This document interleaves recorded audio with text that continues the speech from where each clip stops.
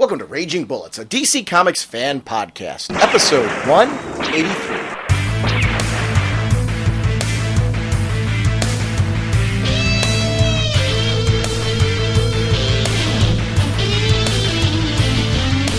Welcome to Raging Bullets. I'm Sean Whalen, drnorge on the comic forums, and I'm joined as always by my co-host Jim. I've got my groove on, and I'm just jamming with the glow. So says the sensei of the whatnot, Segulin, and the Duke of you-know. How's it going, eh? I'm going to groove to the beat of the rhythm of the night. Okay. Wow. Getting ready to throw something at me. I saw you reach down. Yeah. No, you were going to hit me with something. No. I was actually looking at the issues that we talked about. We talked about Adventure Comics number 3. Blackest Night, Batman Blackest Night, number 3. We talked about Red Robin, number 5, and Magog, number 2. So it's kind of a packed episode of looking at some of the current comics. We had a discussion on the show about things that you could do for the troops. Well, this is interesting. Art Lyon, the colorist from DC, sent us this link on our website. It's operationcomicsrelief.org. It's the word operation. Comics is spelled C-O-M-I-X, and relief.org. And it'll be in the show notes, so don't worry about writing it down right now, but you can link on it right from the show notes. And the whole idea is this Chris Tarbassian, back in March 2003, started a small home-based project called Operation Comics Relief. And his goal was to get some comic books to his friend and then Captain Tom Schaaf, an Air Force flight nurse, Air Force flight nurse, so that he could pass them out to ill and wounded soldiers, and to provide them with some diversional activities. And I thought that's really cool during Operation Iraqi Freedom. Yeah. So it's a great thing. And it's still home-based, but my idea has evolved into a much larger operation, as a result of which I am now able and willing to send comics to any of the frontline soldiers. If you'd like to donate to us or know of any soldier who you think might like to receive one of our packages, please write us to the address provided. There's an address provided there. So it's great. You can either donate items to add to their collection to send out to troops, or if you know somebody who is overseas and they could use the benefit of this, because, I mean, they don't really, where are they going to get comics from there? That is fantastic. Because as a comic fan on the front lines, I use comics myself. At the end of the day, it's like, one of the reasons why I'm so energized by comics on the show is this is my escape. I'm a teacher all day long. I adore my job, but like any job, you have stresses. And that is my escape from it. It keeps me balanced, or as balanced as I get. But in this particular case, I think it's fantastic that there's somebody out there providing this opportunity. This is right up my alley. I'm going to put together a package to donate Definitely. to this. Oh, yeah. I think this is a very cool idea, and it's something I could easily do. There are things that I have in my personal collection that I'm like, okay, I've got duplicates of this, and some of those things I'm going to take out and I'm going to donate to this particular cause. Full things, runs of things that they can read and enjoy. I think this is very cool. So, and I want to thank Art Lyon for... Thank you very much. Yeah. He's the current colorist right now on The Shield, JSA versus Cobra, Batman the Widening Gyre. Wonderful friend of the show, and I think it's fantastic. Pretty sure you can just do a cash donation as well if you want to if you don't have comics that you can donate. There's a PayPal donation button right on the donation site. account, so if you see this and say, hey, this is something I want to contribute to, here you go. That's Operation Comics Relief. Our sponsors for this episode are DCBService.com and InStockTrades.com, where you can pick up Magog number 4, written by Keith Giffen, art by Howard Porter and John Dell, cover by Glenn Fabry. Magog's given up, but the operatives of the shady Flashpoint aren't buying into his possum routine. Still, even if Magog can steal the information that he needs to take them down, he might just have some explaining to do to the JSA, and worse, to his mother. Regularly $2.99, 40% off, only $1.79, and this episode will tell you why you should be reading Magog. Thank you for your sponsorship, DCBService.com, and check them out because they're your pre-order source. Also sponsoring us this episode is InStockTrades.com, where you can pick up the Preacher Book 1 hardcover. Regularly $39.99, 47% off, only $21.19. That contains issues 1 through 12, which actually we will be reviewing next episode. We're going to be starting to kick off that review next episode on 185. Volume 1 and Volume 2 in trade are $14.99 regularly, 47% off, only $7.94 each. That's a great way to pick up issues 1 through 17, and I want to thank InStockTrades.com for continuing to support us with these wonderful offers. And like I said, next episode we'll be kicking off our Preacher hardcover review. Jim, what kind of a podcast are we? Well, Sean, we are a spoiler podcast. We go in-depth into plotline, story twists, and whatnot of the comics we're reviewing on the show. So if we're going over something you haven't read, you may want to come back later so you can better enjoy the show. Without further ado, let's jump into some comic chat. Carter Hall, scientific genius from a far-off world, flies into action as It was funny when you and I talked about what books we were going to kick off with. Yeah, we're going to do all that kind of thing. Yeah. And, let's go to Adventure Comics. This technically is. Technically, yes. We do have Red Robin. Adventure Comics number 3 features Superboy and Red Robin. And I really wanted to talk about this book. We talked about the first couple issues kind of casually in discussions, but we haven't really... And this book, I think, is just breathtaking. The artwork is stunning. Every issue, when I look at the covers, I'm just like, wow, we're like nailing this. And then inside, there's something about just the artwork and the colors and everything. This is just a special looking series. But for both of the characters we're talking about, Superboy and Red Robin, there is a lot of character development in here because of the interaction between the two that you would find with any strong friendship. And I really want to talk about that because they both, in many ways, find comfort and validation, which you would think they start off so awkward together, but they kind of organically find their way back to each other because it's what they both want so much in this confrontation. Yeah, it's the true nature of their friendship. This isn't just a friendship out of convenience or two superheroes who just happen to work well together. These are true, honest friends with each other. And you really see that. It's when they talk about how Bruce and Clark are these great have this great friendship. And yes, they have a respect and there is a friendship, but Tim and Connor have a much deeper friendship. This is something where if something were to happen that they all lost their powers, they lost their ability to be who they are, they would still be hanging out. They would still be buddies and still be pals. If this universe completely turned upside down, things changed, those two would still be together. I don't know completely about Clark and Bruce. There is a definite respect that they have for each other, and there is a level of friendship and comfort, but this, to me, is a true friendship, whereas the other is more of a friendship that grew out of convenience. But it's still a friendship. It is interesting, though. I agree with you in the sense that Clark and Bruce have a very different friendship. It's a different relationship. And it's not like this. I'll tell you what the difference is. These two are like brothers. Clark and Bruce are like friends. And there is a line, I think, with friendships where they kind of, where your friendship crosses a line where you become family. I don't think of Clark and Bruce as family. I consider these two family. And I think there's that distinction. Clark and Bruce are kind of like work friends. That's, I got a lot of people I work with that are great guys that, I've gone out and had a couple drinks with them. I consider them friends. If I were to leave the bank, I would want to keep in touch with them. But I have, people like you and Joe who are just these close friends of mine that no matter where I am in the world, I'll still be friends with you. Bruce isn't Jimmy Olsen. Right. And Clark isn't Alfred. Right.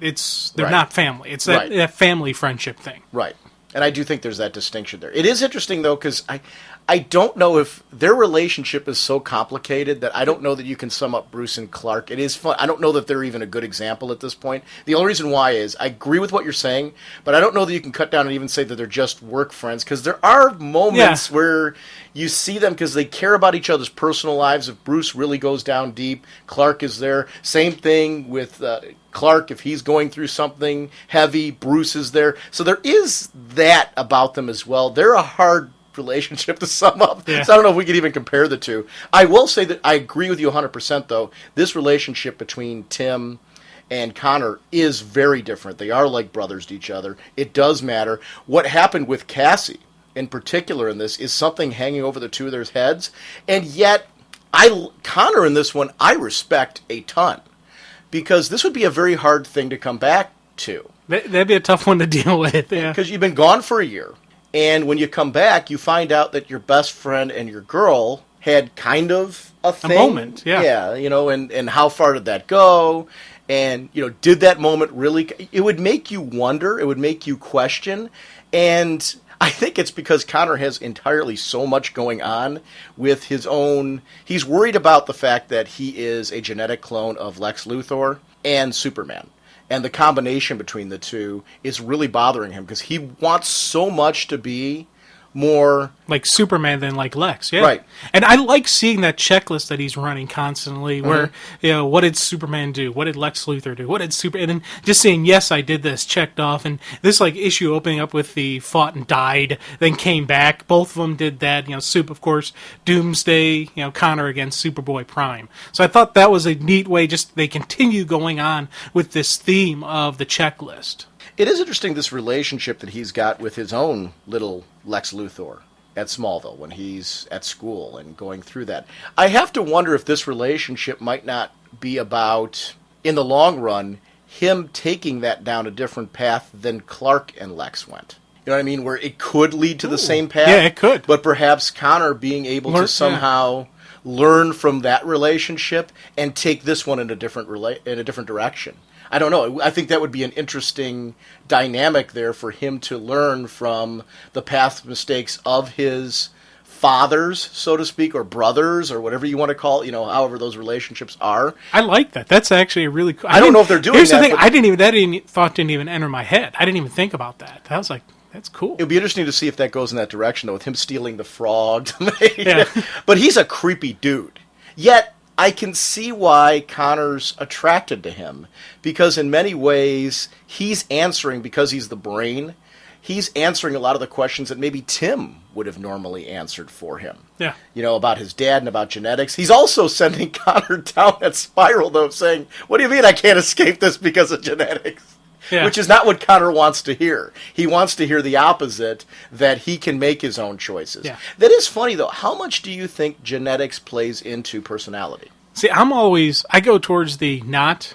Yeah, I say it's, your surroundings, your environment, not your genetics that create your personality. I've always leaned that way, but as I say that, I have funny stuff where, like, our buddy Joe, his eldest son, Ben, will get these looks on his face that are Joe.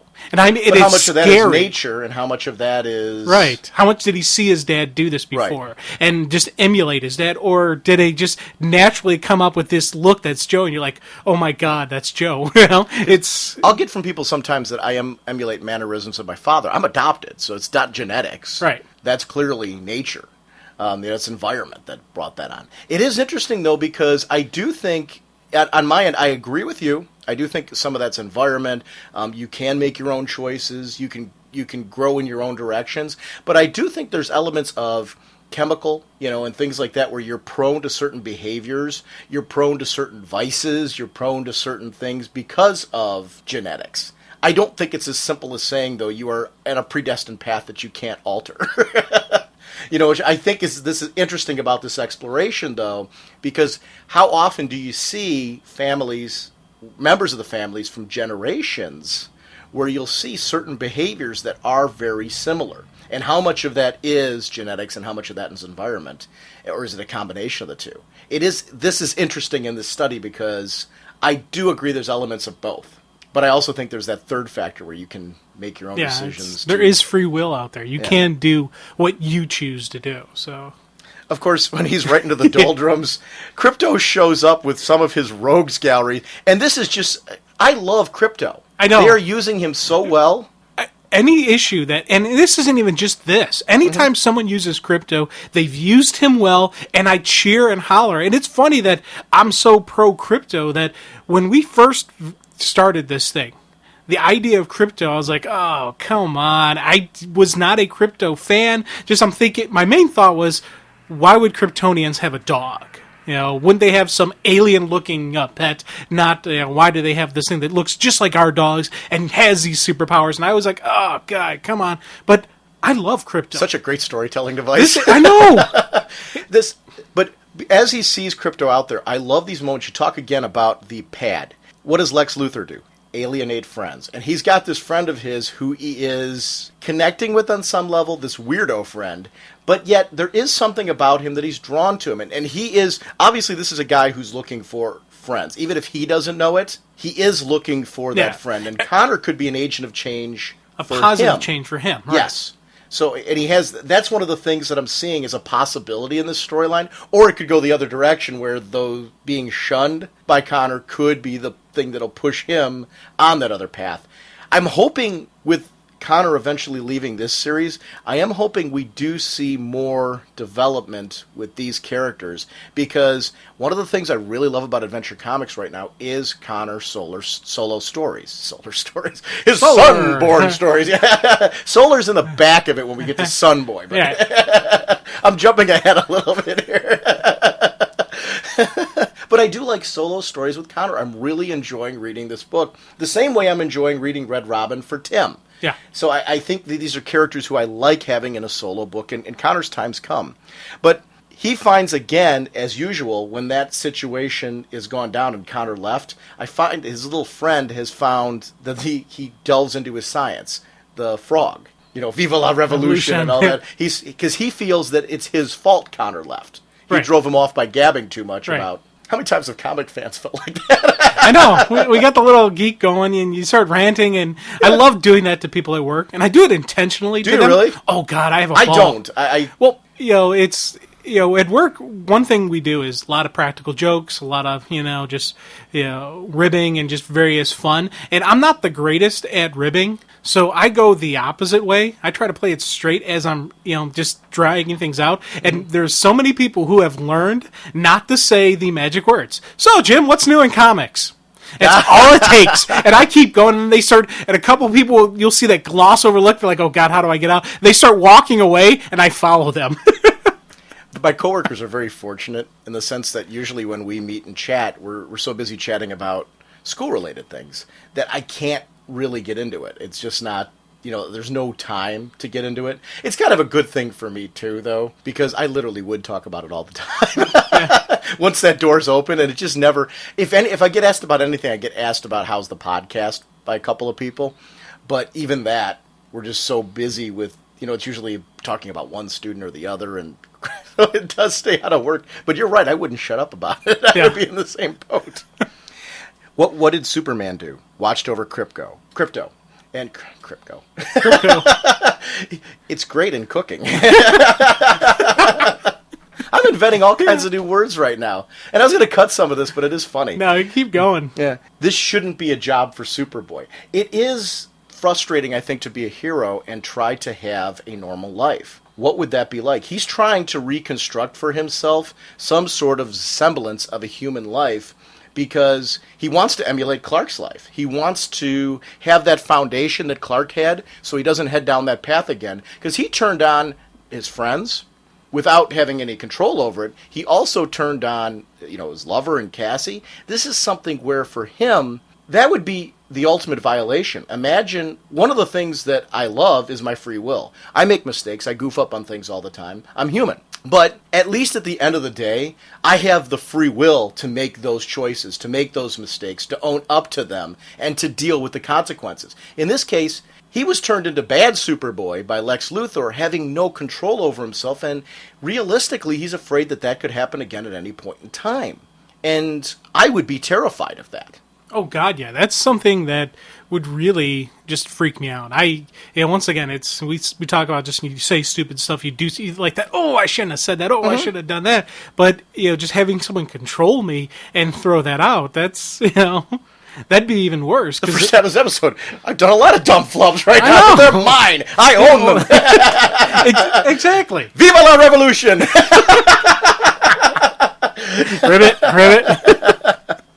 This artwork, though, whether it's internal scenes or external scenes, this Francis Manapul, the whole creative team, because the colors are just breathtaking. They really put together just a great creative team on this book, because it is gorgeous. To know that we're going to get this in Flash, it's bittersweet for me, because I really like this book right now.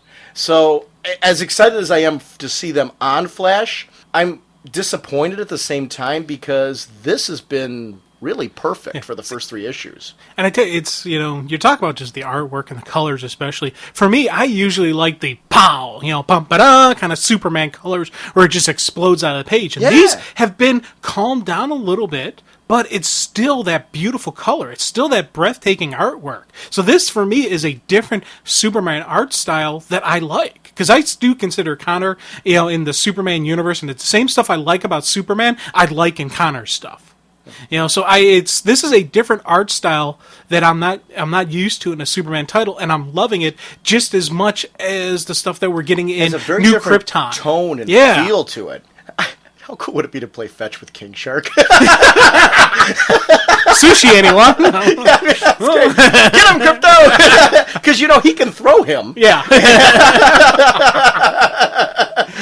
Get him, Crypto!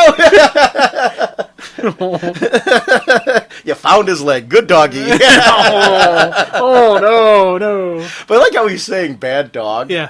Because some of these are reformed villains. Imagine being a reformed villain. How hard would it be to reform villain and this dog comes and gets you? Hold on. If they're reformed villains, why are they still in their villain costumes? Because none of those villains aren't in their reformed costumes. Mm-hmm. I don't think these guys were on the straight and narrow. I think Crypto found them in the middle of something. And snatched them away. Silver Sword reformed. Last time I checked, Stinger was locked in Black Ink. Did you break him out? Oh, yeah. Okay. and then you brought them all here. Do you have an idea what you're jeopardizing, Crypto? And that would be an issue, too. Yeah. It's great that you have this fun dog. If you're trying to keep a secret identity and you've got your dog flying around with a cape. Yeah, that's kind of hard. Because what would have happened if he brought them into the school looking for him on scent? Because you got to think that the dog isn't going to understand that he's wearing glasses means I'm in my secret identity. Right. So he does pose an interesting problem, which I think is great because you can't get rid of your dog because it's your dog. Hey, this is Crypto. You just got to deal with this type of right. stuff. And that when he's looking right at him, don't you understand? Because he talks about Paw dying and all that. He's looking at him, and that look from Crypto, I was just like, oh my gosh. Because I've had dogs. Yeah.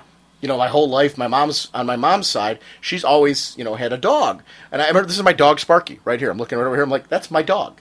Yeah. And you would get irritated and annoyed and all that stuff. But then you look at the dog and you're like, what do I do here? I'm an admitted cat person. Mm-hmm. Dog people, cat people. But I do like dogs. Well, this is my cat Snickers too. Yeah. Oh yeah. She's a pistol and a half. Yeah. But then she has this look on her face. Yeah, exactly. Yeah, same thing. Moments like these are like I can completely understand why people are dog people. Just that look, because right there I was just like, oh come on, how can you be mad at that? Mm-hmm. Come on. But I do like that this goes back to the fact because Brainiac knew. Because Brainiac was able to realize who his family was, Paw died. Yeah. This is clearly, that came to Superman's home. And this becomes a major issue here. And that is something that, it's great to see that Connor's having this reaction, because in Connor's case, he was not there. And he has to be thinking to himself, what if I was? This is another thing for that year away. What if I was here? Could I have saved Paw myself? And there is a guilt factor there. I would feel that. Oh, big time. Big time, because it's not even just survivor's guilt. It's the fact that if he was there, he could have done something. Maybe. Would he and Clark been able to divide and conquer? It's that unknown question. Could I do it? Because Clark was dealing with something else. With that happening, could Connor have been in the other spot? Right. And that has to be the ongoing question for him. I like how he apologizes to the dog, and they have that moment, though, which is great. Again, though, he goes back, use Crypto like a super bloodhound to try and locate Lex Luthor. And great use of Lex Luthor's brains in this one. If Clark did it once, Lex would immediately try to find a way to counter it. And he obviously does. Right. Well, we know where Lex is right now, so it's not going to be. But even if he wasn't in with Brainiac, there's probably scent blockers, there's X-ray vision blockers, there's magic blockers surrounding Lex's lairs. When he's up and running, when he's in a lair, he's thinking about protecting himself from Superman. But I like how he reasons his way through that, because he's like, why are you not picking up anything? Of course, Clark would have tried this before me. Yeah. I like those moments in there. Oh, definitely. But then it's like, okay, if I can't do this, I need my brains back. It's something we saw in the beginning he was getting from his new friend in class, but in this case now, I'm going to go to the guy that I trust the most, the guy who really can get to this. I need to find Red Robin.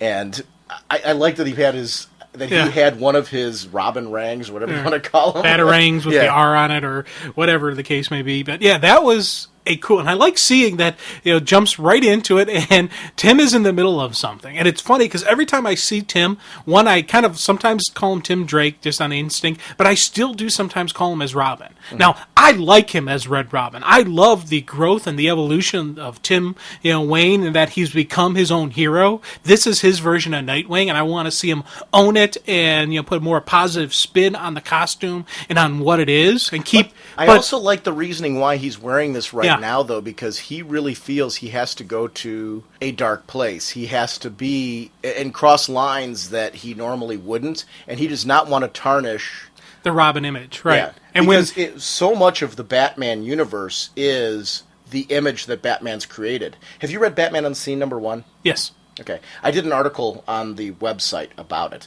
but one of the things that Bruce is going through right now in that story is the fact that what happens when the image is not working the way that you want it to. And this is a great example of he knows that it's critical that he does nothing to violate what Bruce has constructed and what Dick's trying to do in Gotham.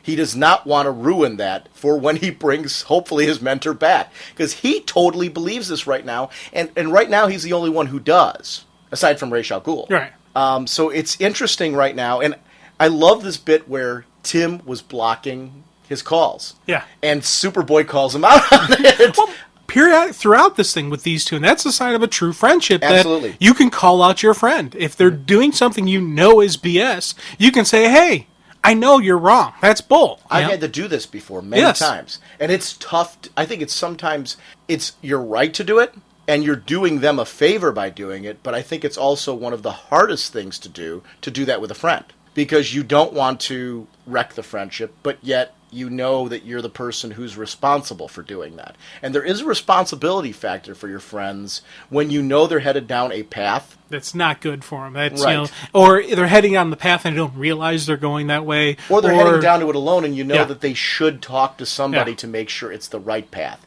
Or they need to open up to somebody. So even in this case, I do think it's not so much that Connor thinks he's heading down the wrong path as much as, open up to me, pal. Let me know what's going on. Let's talk through this. Maybe I can help. Or maybe just talking to me will help. And sometimes that's all that you really need to do as a good friend, is really just push that, let's open the door. Yeah, and it's, I still always go back to Titans together. I understand why Tim's doing what he's doing, but on the other hand, I'm part of me like, hey, Connor, why don't you give me a hand here?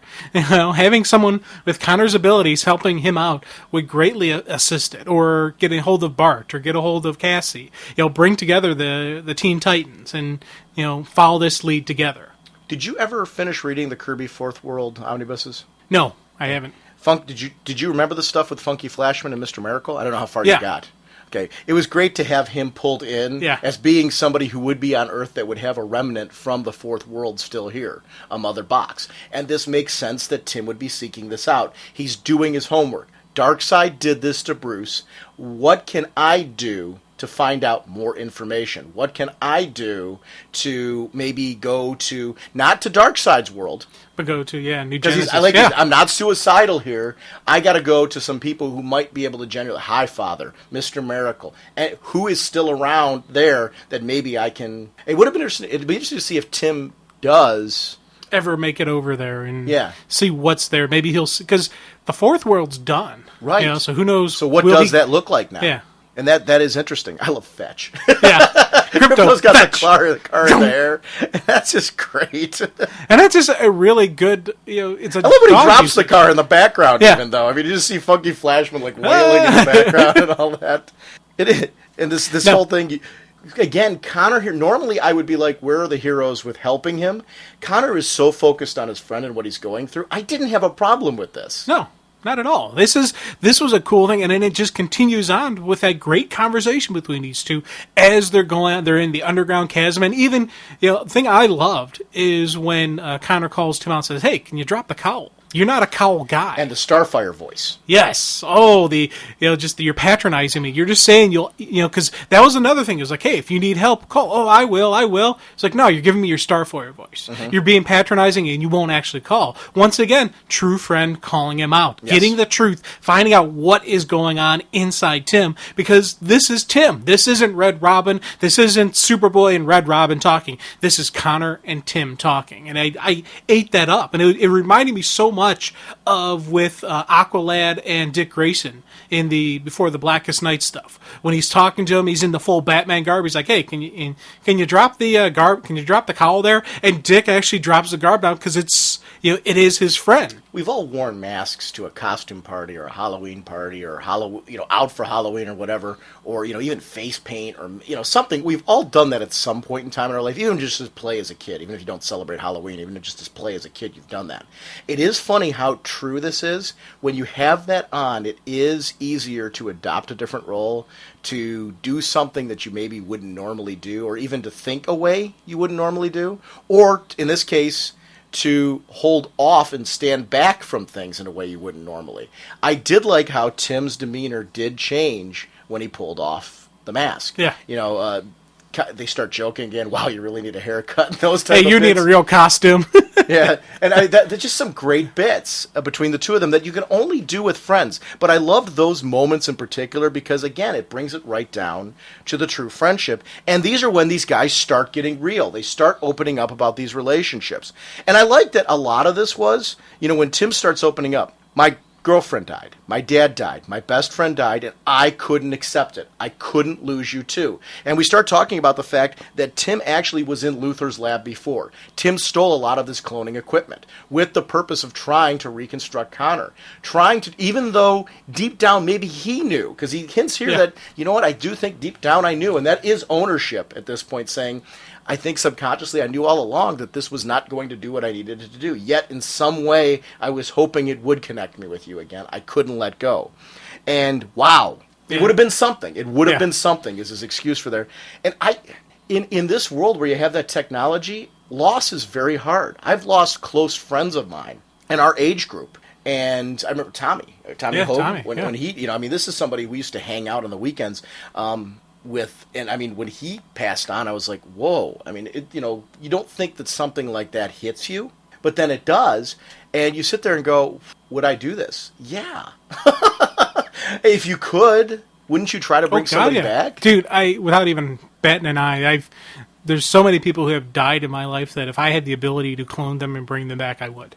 And it's wrong, and that's a whole going against a lot of the Catholic Church, my religion, going with the cloning of humans and stuff, but it wouldn't be the exact person, but maybe that person, maybe there is a little bit of that genetic personality. Maybe there would be something or of even my in this old world, friend. Is there a way to then take that body and bring the person back? Right, yeah. Bring their personality back. Could we have then gone a different level and tried something else to make this work? You don't know. Yeah. Because they've got a world where people do come back. And that becomes very difficult because, in our world it's pretty cut and dry. Dead is dead, yeah. But imagine if it wasn't. If enough people came back, at what point in time would you say, well, we have to try? Right. You think about how many people have come back from... Jason Todd came back, and if someone like Jason Todd can get his second chance at life, why not Connor? Right. People get angry a lot of times with comics with the fact that dead doesn't mean dead. I think what I really like, and why it doesn't bother me so much, and please, anybody listening, feel free to disagree with me on this, but one of the reasons why I like it is because they are reacting to it in this world.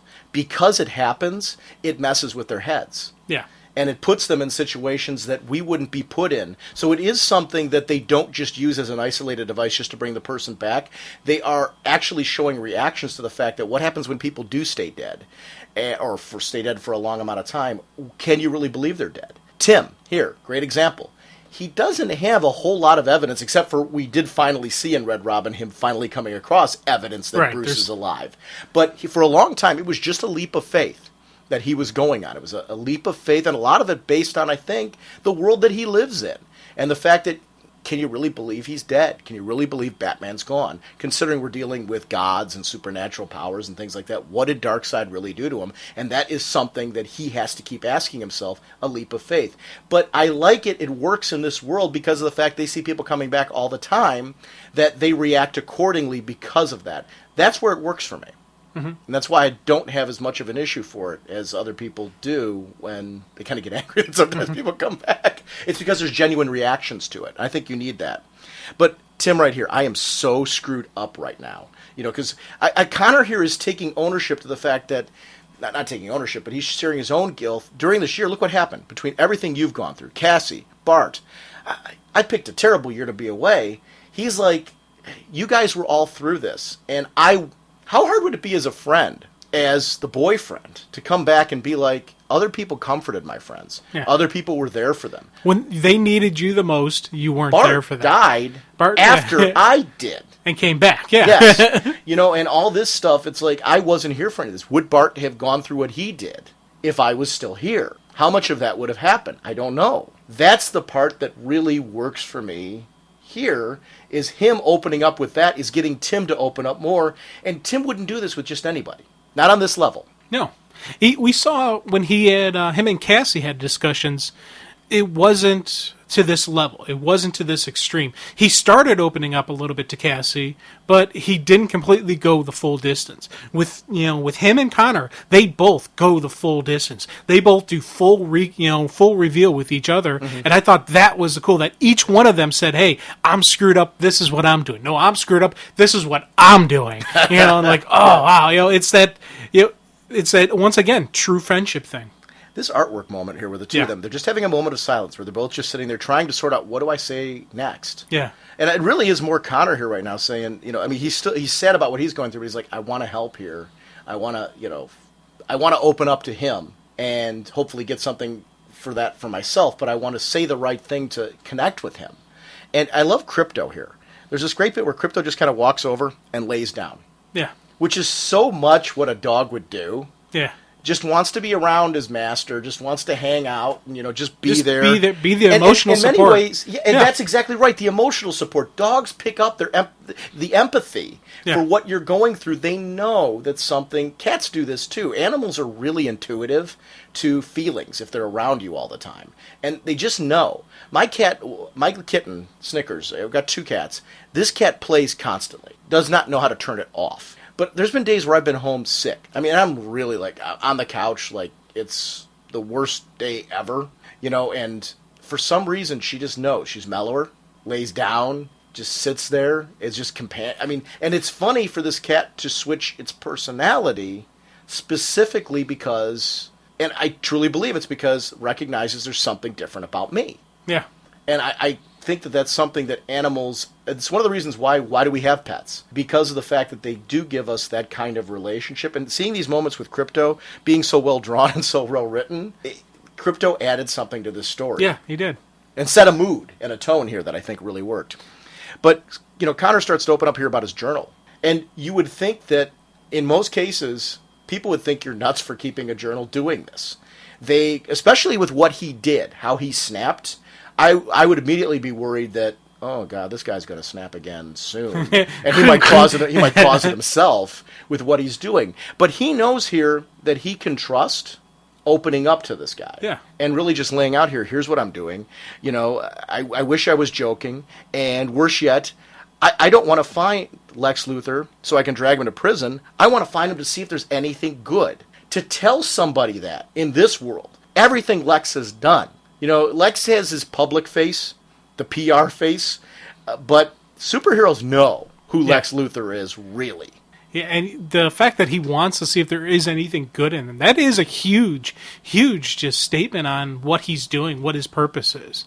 Because if you think about, I don't know if it was last issue or the issue before that, where he actually lied to Superman saying, I never want to cross paths with Superman. And that was a check mark on the what Lex did. Yeah, right. Yeah. He told Superman he didn't want to cross paths with Lex Luthor, and that was even one of the things on the check mark. Lies to Superman. I loved that scene, and going back right here, he's not lying to Tim, and he knows Clark would have talked him out of it though, or tried to talk him out of it, and he even recognizes here that Clark couldn't even do this, but this is something that's an impossible mission, a leap of faith that he needs to go on here. And it's his own leap of faith. And I love that this is the moment he puts his hand on Tim's shoulder. Just such a powerful moment there. And they look at each other. It's funny. This is a great example of a great use of artwork to tell a story, where the moments of silence are just as powerful as the moments of dialogue, and are very well used in this particular story. Because there's so many quiet panels in this that really just, to me, kind of go, whoa. Yeah, it helped. Great drama. Yeah, it really built up the drama. It had that kind of that theme music going through my head. The building, dun, dun, dun, dun, kind of like just it's the anticipation of what's going to happen next, I think, but not the action anticipation, waiting for the boom, bam, boom, waiting for just the realization, the human drama coming out. But this moment, Bruce is alive. Right. I believe you. Yeah. I geeked out at this because I've been enjoying Red Robin so much and the work that's over there. This is such a great companion piece of this because Tim needs this. He needs somebody to believe what he's doing. Somebody other than Ra's al Ghul. I don't know, is this before he hooks up with Ra's al Ghul or after? Because well, remember, he flew to Paris. Right. Connor did. Right. So this is amidst some of that. I don't know. Yeah. I don't know where it takes place in relation to that, if it's before or after. At some point in time, we had this off-camera moment where the two of them, while Tim was chasing things down in Paris, Connor showed up. Right. So, and they had this moment together. So I don't know where it fits before or after. I could see it fitting either place. See, I kind of take it as the before place because you think about where Tim, by time he gets in, hooks up, deeply with Ra's al Ghul, there is more of the confident Tim Wayne, Tim Drake, Except the confident. See so Robin. much internal dialogue. There's still about nobody believing him. Yeah. So I don't know. Yeah, I don't know. And easily it could fit either place for me. So I don't know that's. It's not as important to me as thematically this really does fit what he's going through. He's alone except now for this one friend who has just given him a moment of boost, I got your back. A moment of validation, because Tim just did it for him. Tim didn't tell him he was nuts. Tim didn't tell him he was crazy. And I love that he crosses off the list alienate friends, because he put it on the list because of what just happened at class. But this is a moment where he's perhaps even learned from that experience, where he's becoming a better person because of it. And we get this great conclusion here. Now, what do you think Lex is doing here? Do you think it is as simple as what Lex is saying? It's this ownership thing, or is there something more? I don't know. See, Lex Luthor is a complicated person, just a complicated villain, and that's one of the things that's so wonderful about him. That we have these multi-layers, especially with the confession we had before from Connor about how he's going to look for some good in there. Maybe will Connor be able to find some good in Lex? Will he not find it? Is this going to be what's going to be? Remember when Connor died? Yeah. Lex did have a reaction to that. Yeah. And I don't think it was just because of ownership. No, there was something there, and I don't know if Lex could even voice it, but it is funny how this does act as a continuing story based off of what we've already seen before. So I don't know how simple it is. But it is interesting to see, do you think, okay, let me ask you this, do you think Connor will find some good in him?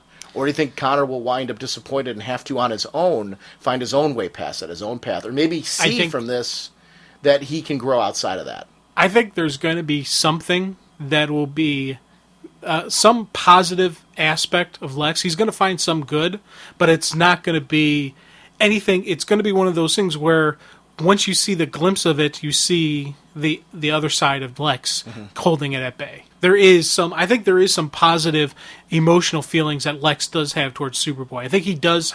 There is somewhat of a fatherly opinion that he has hidden in the back of his mind that he won't even admit to. Especially, he's right here dealing with Brainiac. You don't want to show any weakness to an enemy, and as much as they're working together, Brainiac is his enemy. It's not a. It's a villain team up, so at any given point in time, they're both going to double cross each other. So you can't reveal any sign of weakness. And I think that's what, most of that comment that Lex did was pure bravado. That it wasn't it's just pure ownership. In reality, there is somewhat of a familyship. There's somewhat of a fatherly feeling towards him. Cool. Now, I liked in the clipping, the preview for next week, what they're talking about, because we're going to see Lex and Superboy in issue 5. So we're skipping an issue but of this issue story. 4, we're going to get Return of Superboy Prime. And that's something I really want to see, because I want to know, especially where they left him off at Legion of Worlds. We don't know where he is, what's going on. I love to hate him. Yes, I know. But yet, See, it's funny. Like, just when he's gone, I'm like, okay, I'm done with I've had enough of Superboy Prime. Yet it's funny, I'm looking at this and I'm like, okay, I'm really intrigued. Yeah, Which I want to see him bizarre, back. because he's one of those characters that he annoys you so much, you just want to smack him around. But yet we hit those moments where I'm kind of like, okay, this is pretty cool. I do want to see more from this guy, and it fascinates me. Yeah. Because he is one of those characters that you love to hate. Yep. I don't get it. Because he does. There's moments where he shows up and he thoroughly annoys me. So I've got like this bizarre love-hate relationship with him, which to me is good writing because they keep me wanting more, even though I want to beat him with a stick. You want to reach in there and just give him the big old smack in the head. Yeah. We go to the Legion backups. Now, this is one I wanted to ask you about, because considering your Legion really is the one that you were reading in the Mark Waid. Right, Mark Legion. Waid Legion's mine. Yeah. So how are you enjoying the second features in this? Because to me, this was right when he ended here. That was a meaty book. Yeah. I was very satisfied by the end of that. The cool part is like, wait, there's more, and we got this whole Legion story building in here with Sunboy and Polar Boy. How are you liking these? To me, this was just great. It was great to see these characters together again, and them using the rich longevity and the history of these characters. For you, are you enjoying those? Is it making you more Legion happy? Oh, definitely. I'm actually really enjoying these things. I did have to. I remember, Polar Boy, but it's funny. I have to look up their names. Okay. I do. I remember who he is. I knew all about how he was didn't make it into the Legion, so he formed the Legion of Substitute Heroes, and then became a Legionnaire. I remember all that, especially from the recent Jeff Johns story, where Superman went, and dealt with. They talked about that. In the future, when Clark went back to the future and dealt with, the Earth has a red sun, and then Sunboy, was being used for that. And I remember all of those characters, and I remember those aspects. So I was sitting there, I enjoyed seeing this. I had that kind of a teenage angst type thing going as you see them hitting on the Sunboy's trying to hit on the two young ladies there, and completely just strikes out. And then Polar Boy just clearly does not want to be back there again. Yeah. Because of everything that's happened, he's like, in his past, this is the last place in the world that he wants to be. Yeah. And it's really clear from his body language and all that. Sunboy is interesting, though, because it's the first time we see Sunboy's come full circle. We saw that at the end of that series, but now we get to see him more upbeat again. He was in a very dark place in Legion of Three Worlds. Oh, he was used as a power reactor. Right, exactly.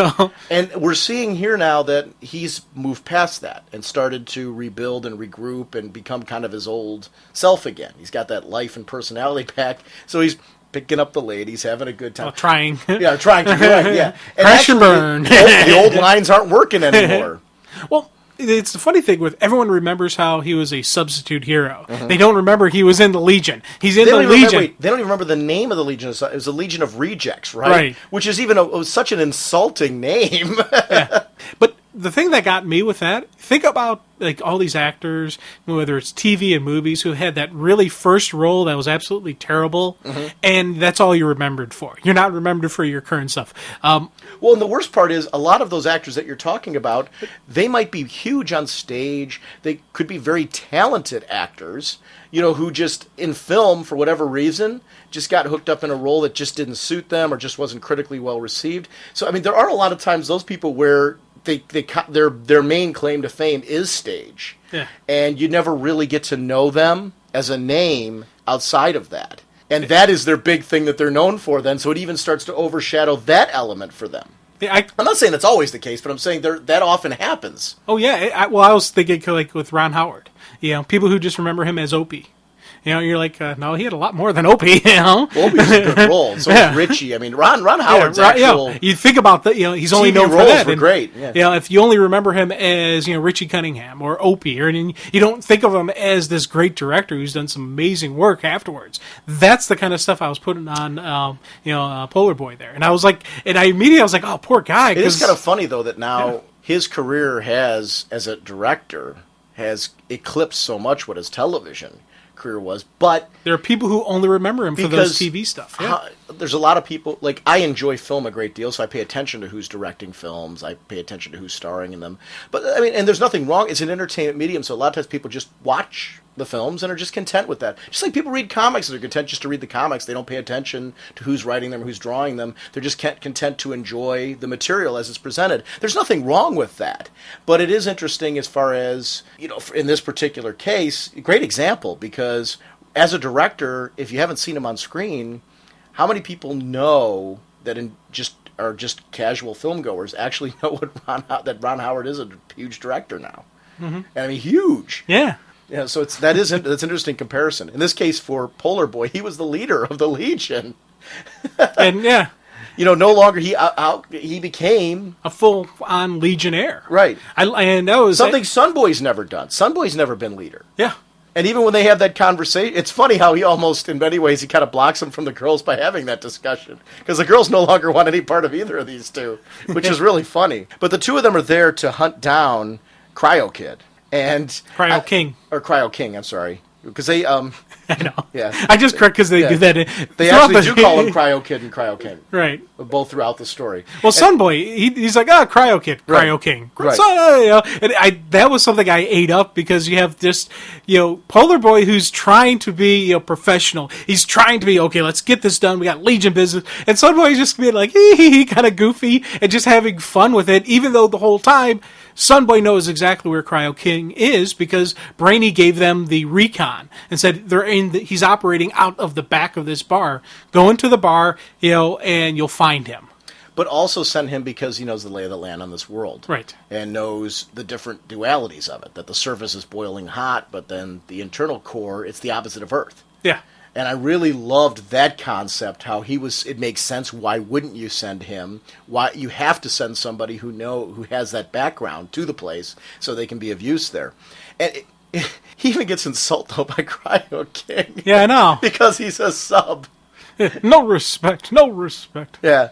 So it is, and this is something for him. It's it's funny how these two stories mirror each other, because you've got two characters in both who are really, by being together, helping each other through their own issues. Because Sunboy really still needs to get through issues that he's had as a Legionnaire prior to all of those events, than what he went through recently to kind of find his way back. And Polar Boy needs the same thing, and needs that validation when he's with Sunboy that he has become something more, that he is something beyond. It doesn't matter what people say, it matters what you do. Yeah. And how you do it. And it's one of the great things about this team, because we've all been in that bit before where you've wanted to be a part of the most popular group, but you're not going to, this actually, Legion fits very much the hierarchy of a high school. And it really does. Yeah. Where there is a genuine hierarchy there. And that's part of the cool story behind all the Legion stuff with the, it's the teenage angst, but it's also the superheroes. And one of the things I really like about a good, solid Legion story is the teamwork. And we get some great 1-2 tag team combos between these two. And it's funny because these were, in the beginning, they're kind of, butting heads in a way. But as they get into the fight, as they need to throw down, they work together. It is Legionnaire, Legion together. They, you fight together, you do what you got to do. And I ate that part up. Because that's something that for me, is a good classic Legion story. When they're firing on all cylinders, you see they do boom, boom, boom, boom, boom, combo maneuvers, and we even, and then they throw out a couple slappy, one-liners, the cheesy one-liners as they're putting them down. I thought this was, a really solid Legion story. And a solid art team choice, as Clayton Henry does a really good job. God, yeah. This is a different look than the Sal Cipriano doing letters, and Brian Reber on colors. It's a really cool team that seems to really. But here's the thing: different look, but not jarring. When I went from one to the other, it was stories, though. Yeah, but it was something that I liked, that two completely different story arcs, but it wasn't jarring for me. It wasn't a whoa kind of thing. It just flowed naturally what I was looking into going into the next story. Mm-hmm. So it's an interesting amount of. I like seeing Polar Boy come to Sunboy's aid. Yeah, and you really see him he doesn't even back off. He is at this point in time a veteran. And that's one of the things, at the beginning, from the way that people are reacting to him, they're treating him like he's still this kid who never got anywhere. He's still a sub. Yeah, where he's not. He's a veteran who's been around for a long time. I think it's important right now for these stories to remind us that a lot has happened to the Legion. A lot of time has passed since this particular Legion was in a book, in their own main title. And we're seeing now reactions to everything that they've gone through in the Superman arcs, but also the fact that even before those Superman arcs, time had passed and their world has changed. And we need to kind of see an update. I'm excited for a regular Legion title. Like I'm assuming this is going. I don't know if this is going to be a Legion. I'm assuming with Paul Levitt's taking over this book, that this is going to be the Legion book. Yeah, I'm assuming. That's what I thought as well. Yeah, but I'm ready for these guys to be featured in a book. Let me ask you a question. As long as we're talking about this, second features. How are you liking? I like the second feature. I love this. Especially like... I'll take it one step further. I love them. I think this is great because I think that there are certain concepts, Legion's not necessarily one of them, but I think there's a lot of concepts that are being explored as a second feature that wouldn't make it as a book, but that I've always wanted to see as a solo title or to see get its own spotlight. And I like that aspect of these, and I hope it's something I hope they do more of them. Oh, definitely. The stuff like the Question second feature, the Manhunter second feature. Those are some great stuff going on. I'm loving the fact that I'm still getting a Blue Beetle story as the second feature in Booster Gold. Mm-hmm. These are things that I'm like, yes, talk about a stellar solo book. Yeah. I'm hoping that there's people who are reading the Blue Beetle co-feature right now that are getting into it that go back and grab some of the trades of the solo series and see what they were missing. Because it really, if you're enjoying those second features, there's so much great Blue Beetle storytelling out there. That book was a great solo series. Oh God, yeah. It was a fun read, and it was one of those things. It was a title I was really, really sad to see go, but now I'm still getting my Beetle fix. In the solo. So I'm glad they're doing it. They kept the same writer. Yeah. Which it works really well. They got Mike Norton on the art in that one. So I just these are things that. I'm glad that they brought back into comic storytelling because, I don't know. I guess the problem with anthology titles is that they don't necessarily sell as well. Because I was screaming for months that I would love to see more anthology books. Well, okay, if they aren't going to sell well, this is my preference. Then do this at least. Yeah, do a 2-ply. Because this is what an anthology does. Right. Really, they tell shorter stories like this that are ongoing that seem to work. And I do think as they've gone on over time, they're getting better with developing these. I think the newer ones as they've been coming out, and I think the current ones that have been going on, the storytelling's getting better. I think they're getting a handle on how to tell good stories in this amount of page count and keep you hooked in for the next one. So I love the seeing. You're right, the teamwork though. Yes, let's steam this guy. Just you said that before when we saw Superboy Prime. Yeah, but he didn't hear it. Yeah. Let's rehash that old line and use it again. That's great. And who wouldn't do that if you got a singer? Yeah, why not? Have fun with it. Well, but you know what? I'm guilty of this too. I'll use a line, and you get a laugh from it. So then you'll throw it out a few times. Yeah. And how many times? I'm sure we've all done that. Where you throw out that line just way too many times, and you're like, oh, okay, funny, we got the point. It worked. I throw out bombs, and then I throw them out again, hoping maybe this time it'll work. You know what? It's funny though. A bomb, you can get away with doing that. I think a lot more than one that really worked the first time through. Yeah. It depends. Well, no, I mean just in the sense sometimes. Just in the sense though that if you groaned the first time, throwing it back the second time, it actually is funnier because you usually when people do that, they know it was a bomb, so they'll throw it out again because it was a bomb. Yeah. And you actually laugh at it because of that, because it was done on purpose. But when it's something that was good, it diminishes as it goes on through. Now, the ending panel, the final couple, when they capture Cryo King, and he's got this paper map, and I love the fact that they made this distinction of a paper map. What? And it's of Earth, but it's Kal-El's time. It's the current Earth time, 21st century. I love the fact that he sets up and he goes, "What? You think you guys are the only ones who have agents back then?" I love the espionage that. Squad. Oh. So then the question is, what are they doing? Yeah. And when are we going to see what that looks like? That to me is incredibly interesting. See, that's why I'm hoping. And I like that because this could have just been, I would have been very satisfied with this just being a character-driven story between these two, where by the end of it, there's something charming about the two of them finding their way back through their partnership in a different way than what went on with Connor and Tim, but yet thematically this all fits in it, and the issue is really about friends helping each other sort through problems. Yeah. So it's got a cool message to it. It's a great read, and I really enjoyed this. But that little bit at the end, I'm like, oh, very cool hook. Yeah. It was like gets that you little thinking. something extra that, you're right, gets you thinking. When you're done, you walk off and you're like, okay, now what's going on? And it hooks you. Yeah. Now, question for you, because this is issue 3, but it's also issue 506. Depending if you bought the continuation of the old numbering schedules, or if you like going on with the number 3. Like I bought 3, and I'm buying the new numbers started with 1 on, but they are still selling the other numbers. But if you take a look right here, it's underneath it. It's underneath it. But the other ones have the number's on top and the 3's underneath. I think is how they're doing it. Yeah. So like you're doing the 3 now. What do you think about that kind of stuff? What's your vibe on it? I think it's trying to find a happy medium for new fans and old fans, and I think it's a good way to do it. I'd rather them do it this way. Put the old numbering down there ultimately, you know what the numbers are for? Where are you going to put them in your collection? Yeah.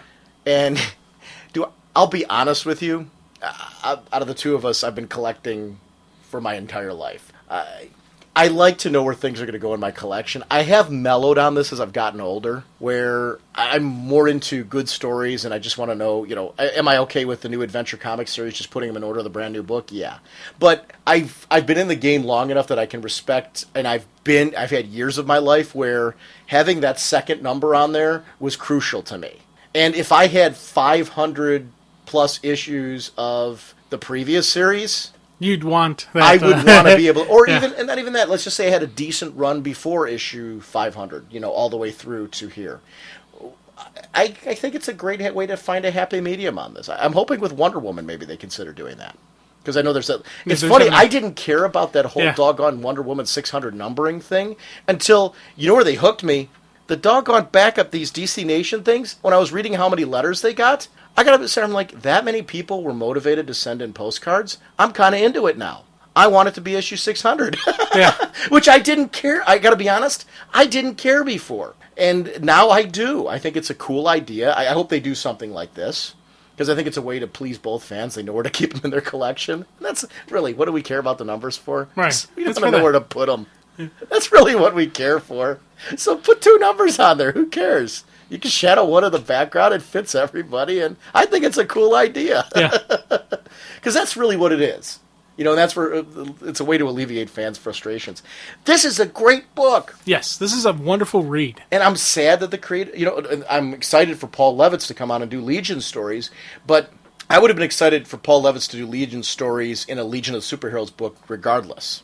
I want it's funny, the Legion part, I've liked what Johns and Shoemaker are doing on this. Very cool. I'm more interested in seeing these Superboy stories continue, and I'm more worried about that at the moment. Yeah, what's going to happen with that? Obviously we're going to see him in Titans, but I want to see Solo Superboy stuff is kind of interesting. And what I would kind of like to see is them shift which is the initial story and which is the second feature. Make Superboy the second feature to this. Make the Legion the initial story. So kind of like what they do with Green Arrow, Black Canary, and The Question, and Batwoman. Yeah, how they're going to flip-flop that. Shift it around. Mm-hmm. That is a good comparison, though, actually, because The Question of Batwoman, it's funny how I'd like to see, there's talks that, there's been hints, and I don't know how true this is, so please, they were hinting at the fact that Batwoman might get her own series after all this is done, maybe. I kind of really content with the two of them.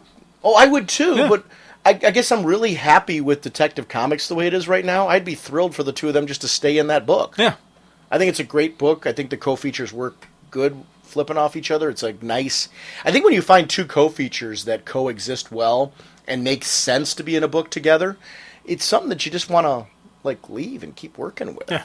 And I like Detective Comics with those two, which at first I was kind of like, well, that's always been a Batman book. But boy, has that been good. It's keeping the same, vibe, the same, just feel to it. It's kind of weird that we don't have a Batman in there, and it's still... But it's a part. It's that part of that universe, and it all fits. So it's really kind of cool. So I don't know. This is a great book for that example of it. But that Francis Manapul, ooh. That art was beautiful. Definitely. Hope this craft can withstand this powerful force. Jim, I want to talk about next Blackest Night Batman number 3. Oh, God, I love this issue. It's funny. I loved this issue, too. Oh, yeah. There's an interesting part I want to talk about at the end, though, because I wanted to get your thoughts on it. We obviously have to talk about the whole Mr. Freeze thing at the end.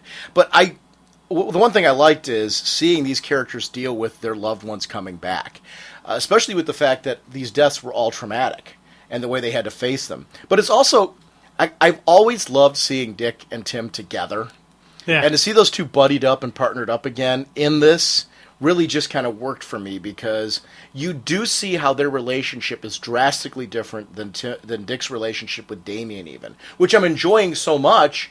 But I like that because it does leave room for what you were talking about in our last segment, the fact that if he did stay as Red Robin, let's say that it goes that route, there's room for him as a character to work with the full team and the full family. Right. Yeah. Yeah. And it's funny with Damian, the usage of Damian in this was just really, as you read through the issues, you see the growth and maturity of Damian as Robin and as a hero, as a part of this team. He is following Dick's orders. He's not happy about it, and he's sarcastic about it as all heck, but he is still following the orders. And I love seeing that. There's still his edge, there's still his resistance to it, but he is going to, obey orders. And I thought that, for me, was a key, crucial thing with the character. And everyone wants to throw out timelines and stuff like that, and where does this take place? For me, this is taking place, obviously, after the Red Hood stories, before the annuals.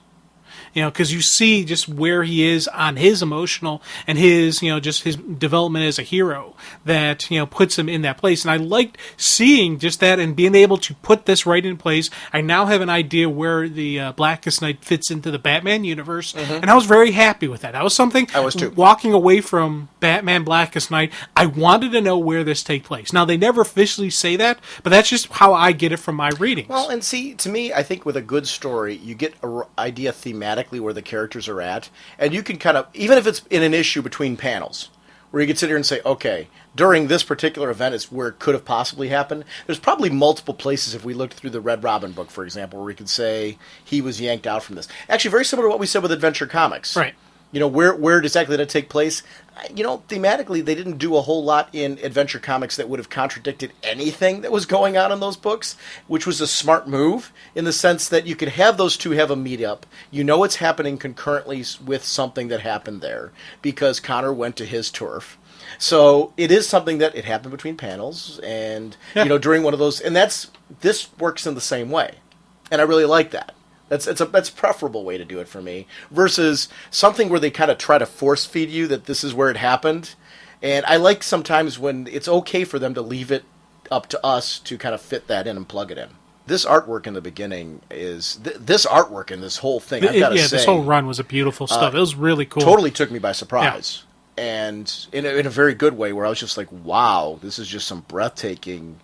Bad artwork. I guess this artist now, and I might be wrong on this, I think has been signed to an exclusive with DC. Nice. That's and I'm saying I think that because I'm not Hopefully. I thought Hopefully. I read that in an article, and I apologize if I'm off on that. But if not, they should. Yeah.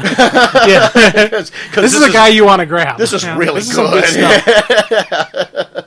I was really, really surprised with this. I loved seeing the bat a plane fly into the circus and get to see the flying. I mean, how do you go from bad to worse? You land inside a Black Lantern circus tent. Yeah. But I like at the graveyard. At the graveyard. And I like the fact that we see an explanation as to how Gordon doesn't learn the truth about who Batman is, who Robin, all these guys. Because this whole time, he got knocked out cold. Mm-hmm. And they even address it. What about Gordon? That was our He's big out question cold. Right. last time we talked about this and I was really irritated by that. And you're right. That one, all it took is one panel. I'm happy now. Fine. Okay, Thank you very much. Good writer. Knows to go back and do that. And that's fine. Here's the interesting scenario here. As we look at this circus tent, I love that we see here, it's still in the graveyard. You see the circus tent set up, but you also see this television-like studio setup of the household of the Drakes. Yeah. I mean, just totally set up for the purpose of engaging emotion and using emotion as a power source. They've set up two horrible scenarios here for these two guys to have to face.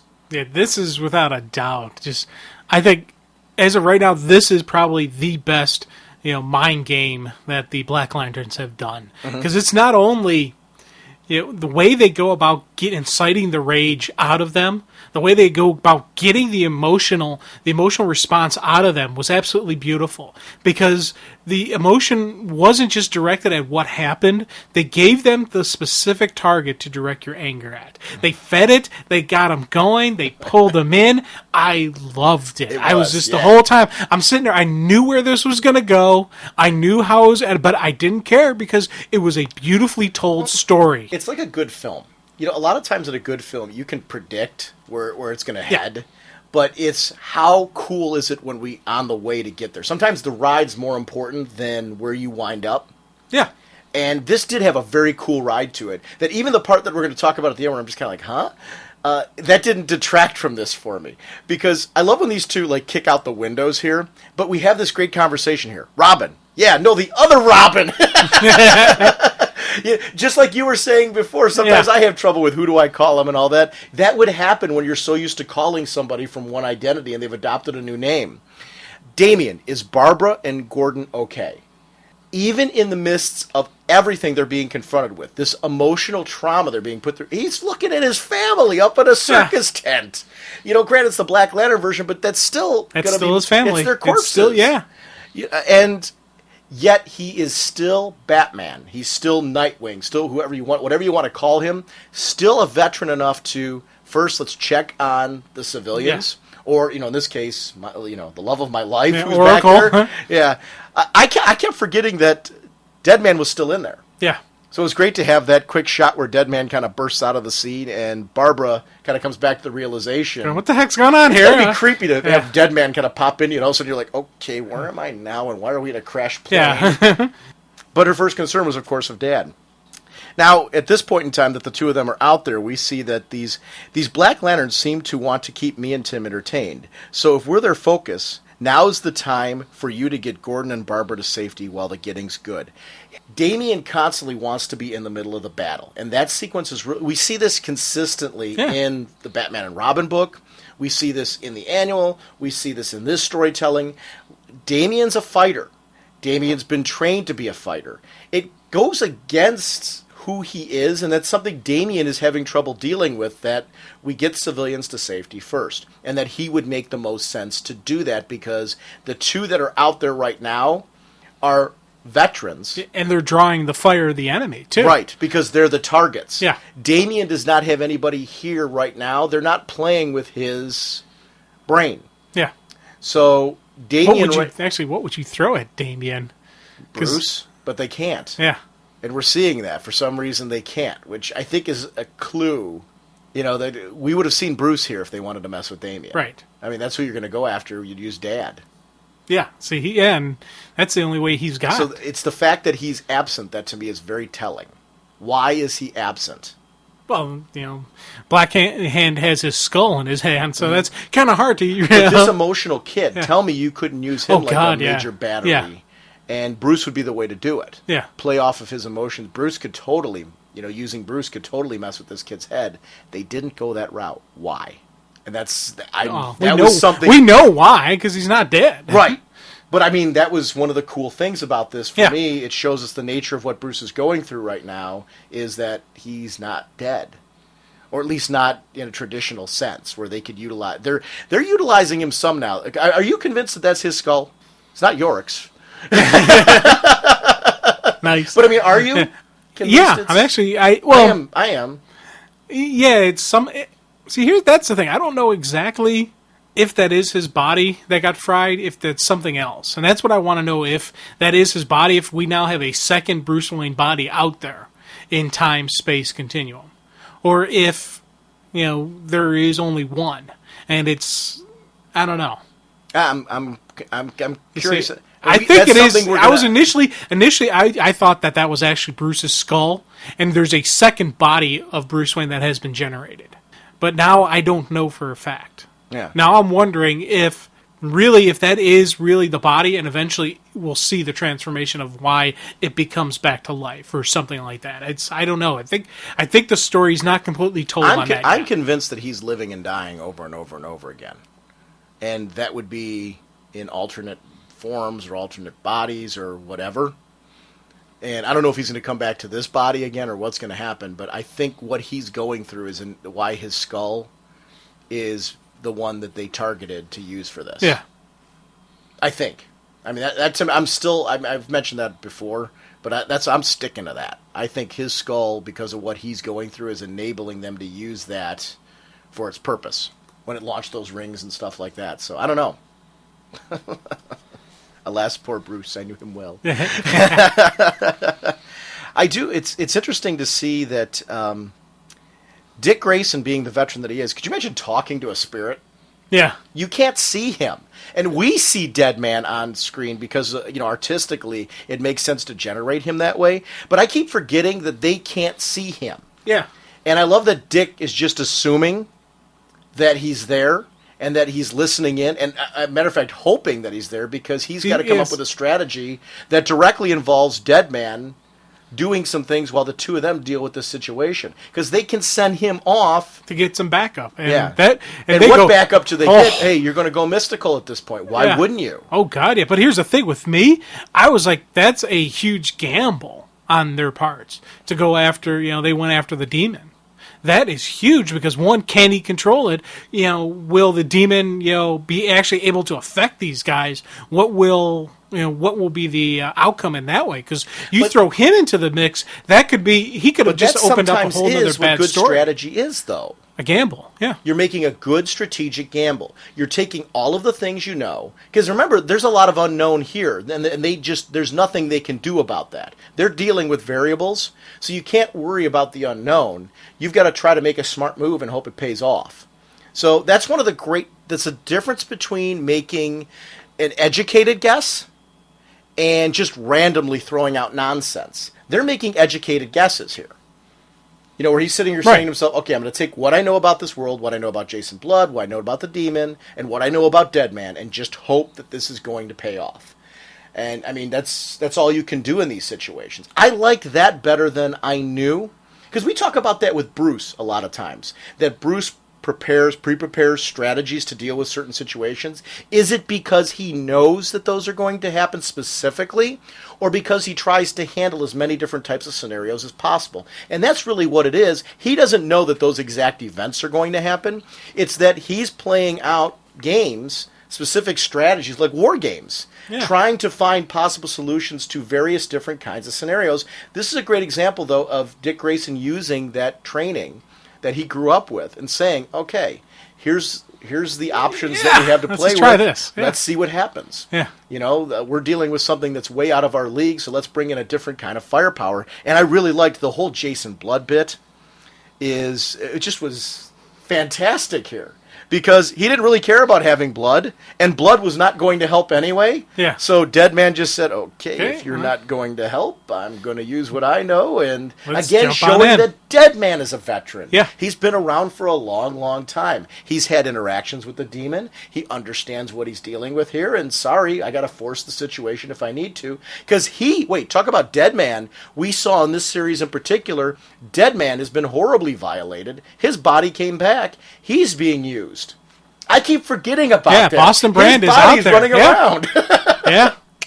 Which was another clue for us, though, that, hey, wait a minute, there is no real connection to the actual there is no soul. Yeah. Because his soul is out there. This artwork was great for the demon though. He's a character, I would read a demon series. I liked Blood of the Demon a great deal. I would love to see another demon.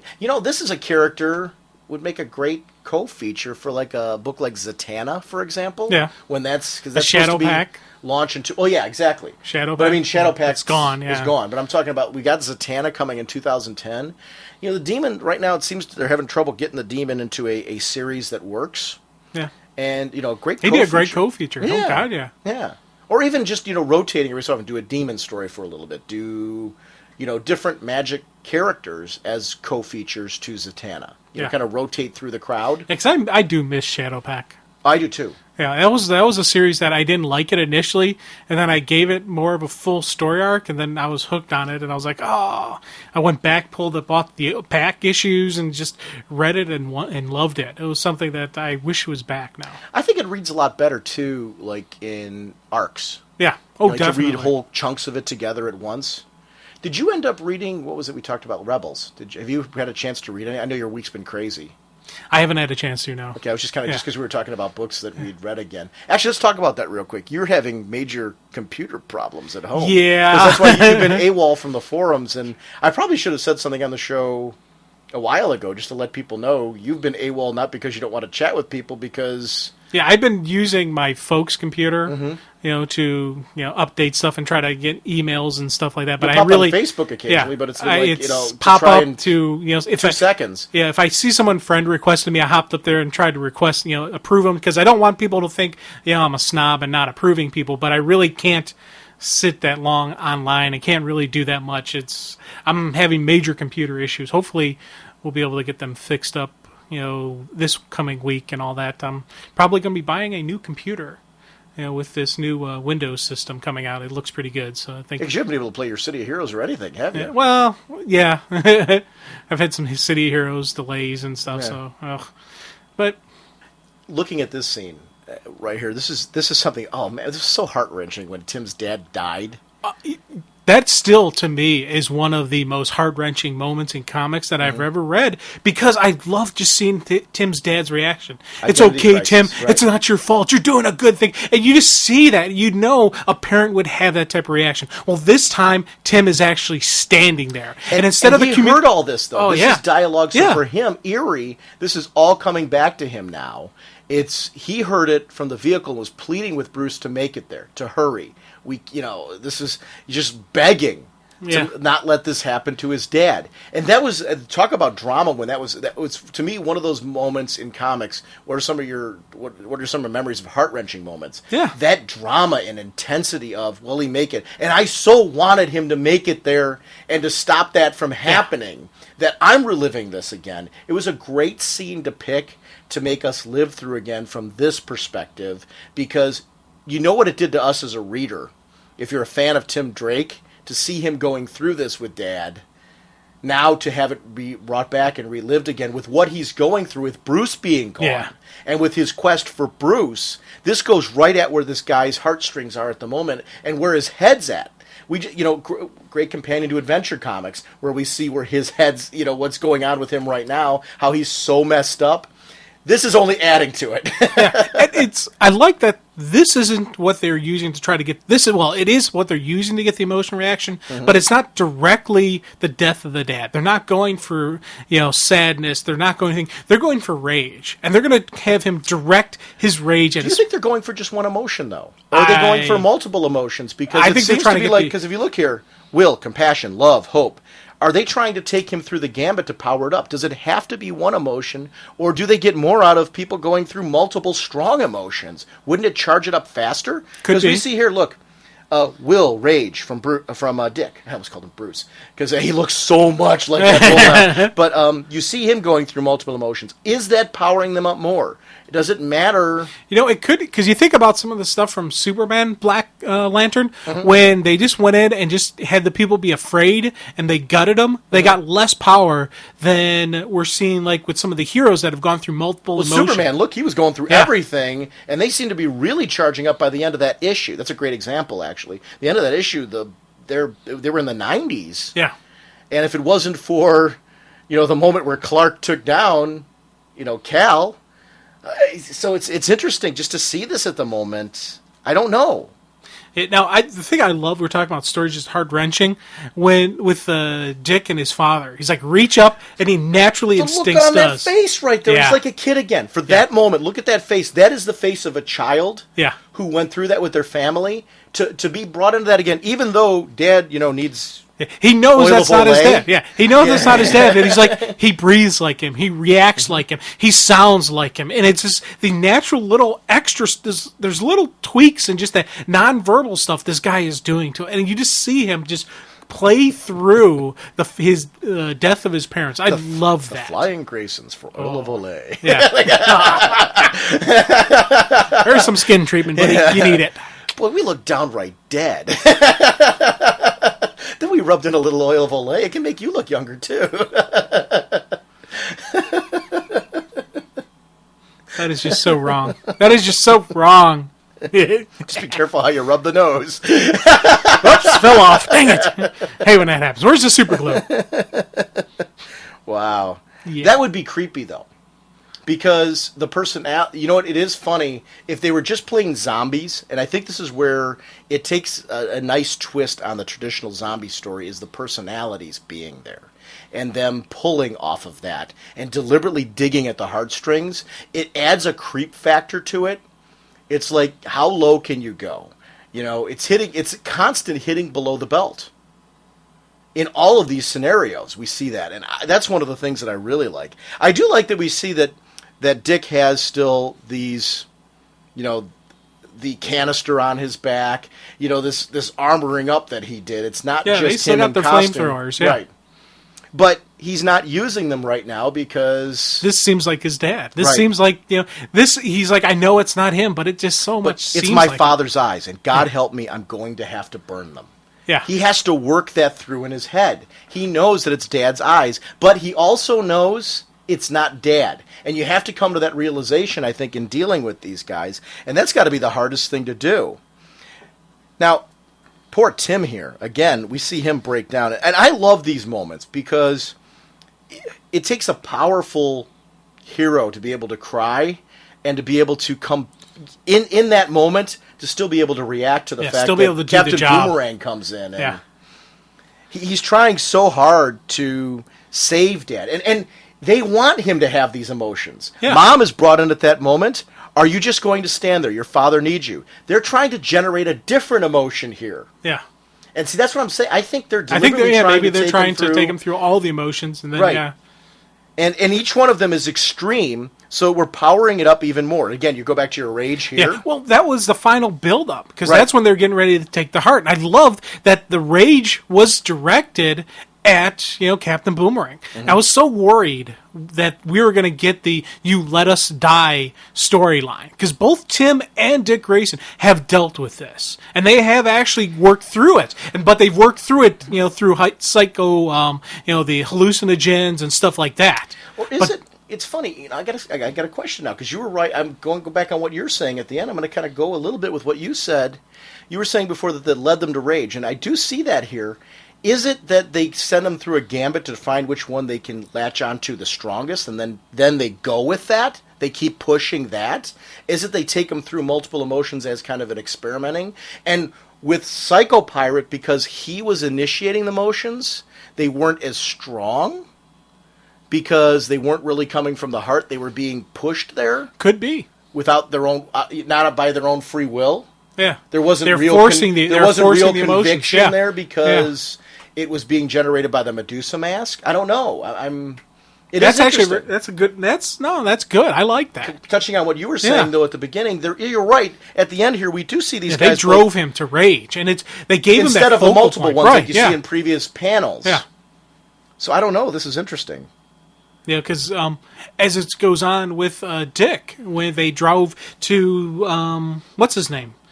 Zuko, thank you. Yeah, who, you know, just the person behind the death of his parents. Right. You know, so it's the same deal where they drove him through this emotion. You got this great rage, and then they start pulling on that, feeding the rage, build up the rage. You know, we got this emotion, but it's not even a rage at the fact that his parents are dead. It's rage at this guy. He's got that grin on his face. I'm a moron. The last episode, the question came up as far as what's in continuity about his origin. Yeah.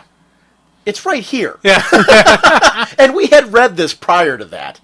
I mean, duh. Well, see, here's the thing. I didn't know if this was no continuity. Well, but are we going to see that in the Batman title, this play out, him understanding it? Maybe, I'm wondering, does Dick Grayson, like, Batman takes place before Blackest Night, and in Batman is where he learns the truth. Okay. That's what I didn't know. That's what I didn't know. Well, I mean, technically, Batman could take place before this, what I'm saying.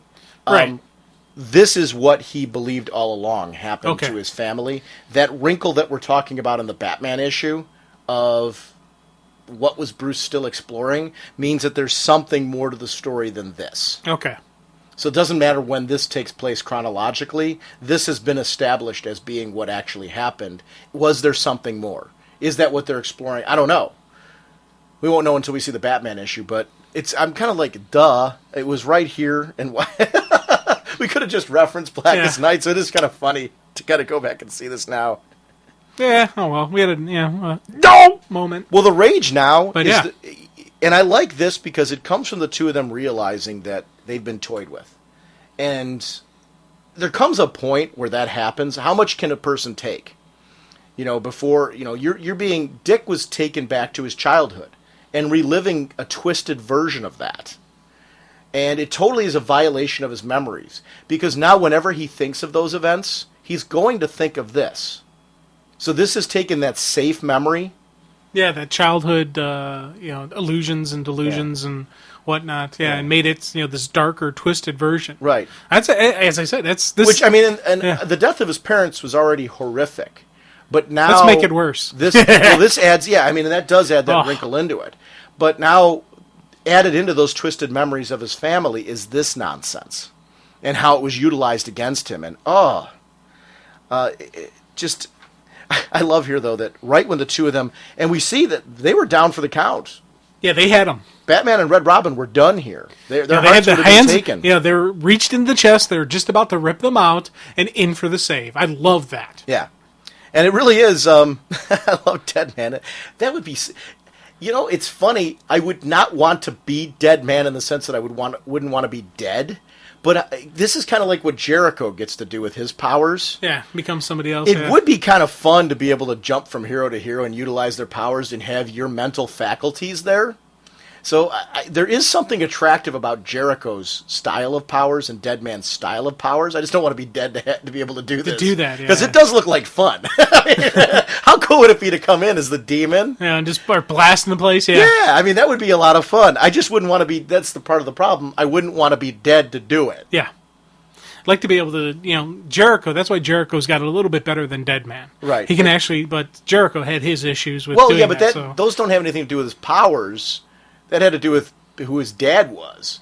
No, he also had to do with his power because he was keeping pieces of who he had jumped into in his brain. Yeah. And that drove him nuts. You're talking about where he actually went. Yeah. I'm talking about initially, though, the fact that Jericho's throat got slashed and all that other stuff. That had to do with being dad. But no, you're right. Actually, where I'm talking the end. Where it ultimately headed and how Jericho went completely bonkers had to do with the fact there was, you know what? There's nothing good about those powers. Yeah. You either got to be dead or crazy. Yeah. Yeah, so I take it back. I don't want to be either of those characters. I'd like to be those characters without the after effects.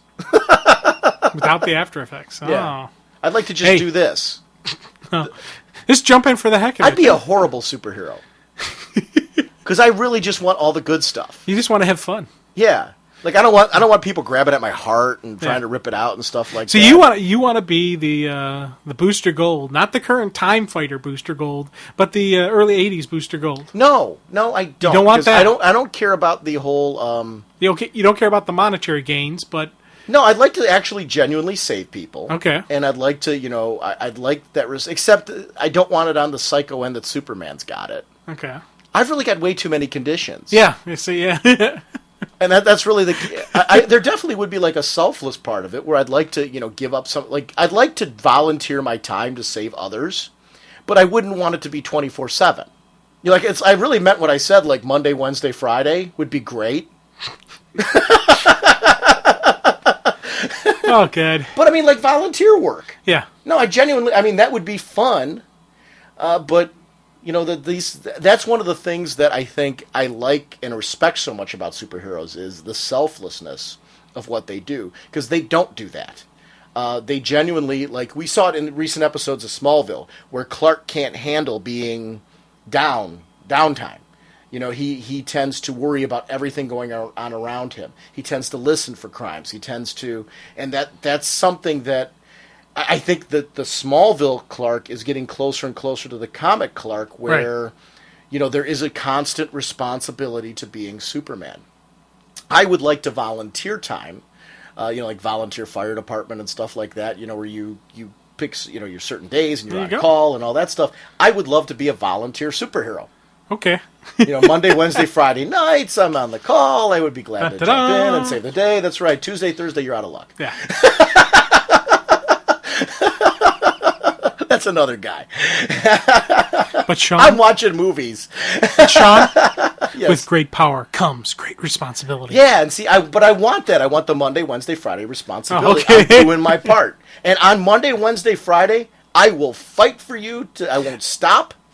Let me ask you a question. Uh-huh. Okay, now what if you only had the power on Monday, Wednesday, Friday? I'd be fine with that. You'd be fine with that. I would So share. then, I would Sunday, I Tuesday, would job Thur- share. Okay. I would be glad to. I would be the perfect hero to job share with somebody. Okay. So like, if there's somebody out there saying, you know what, Sean's right, I could work that deal too.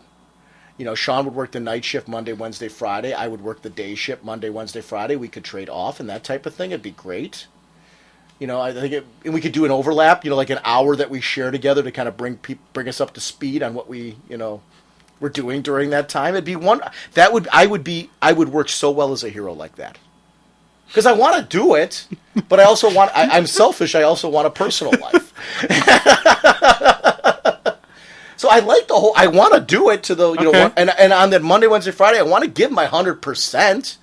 So I'm not saying I would hold. So when it's back or nothing. convenient for you, you'll give 100%. No, not when it's convenient for me. Okay. When it's my time on duty. Oh, okay. People have monitor duty on the JLA satellite. Okay. I would be glad to do my time on monitor duty and that type of thing.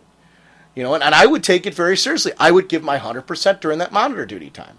But I want it to be like a job Okay. where I clock in, and when that time I'm clocked in, and I'm not going to be a clock watcher if I got to stay an extra couple hours to make okay. sure that the next guy. Well, is that was on something board. I was No. kinda curious about. It'd be I'm it's like my current job. I'm used to not keeping the hours. I like to come in a little early, leave late, and make sure I get everything I got to get done. I'll volunteer during for superhero festivals and stuff like that fall outside of my regular clock hours. Like I'll do a Saturday and Sunday.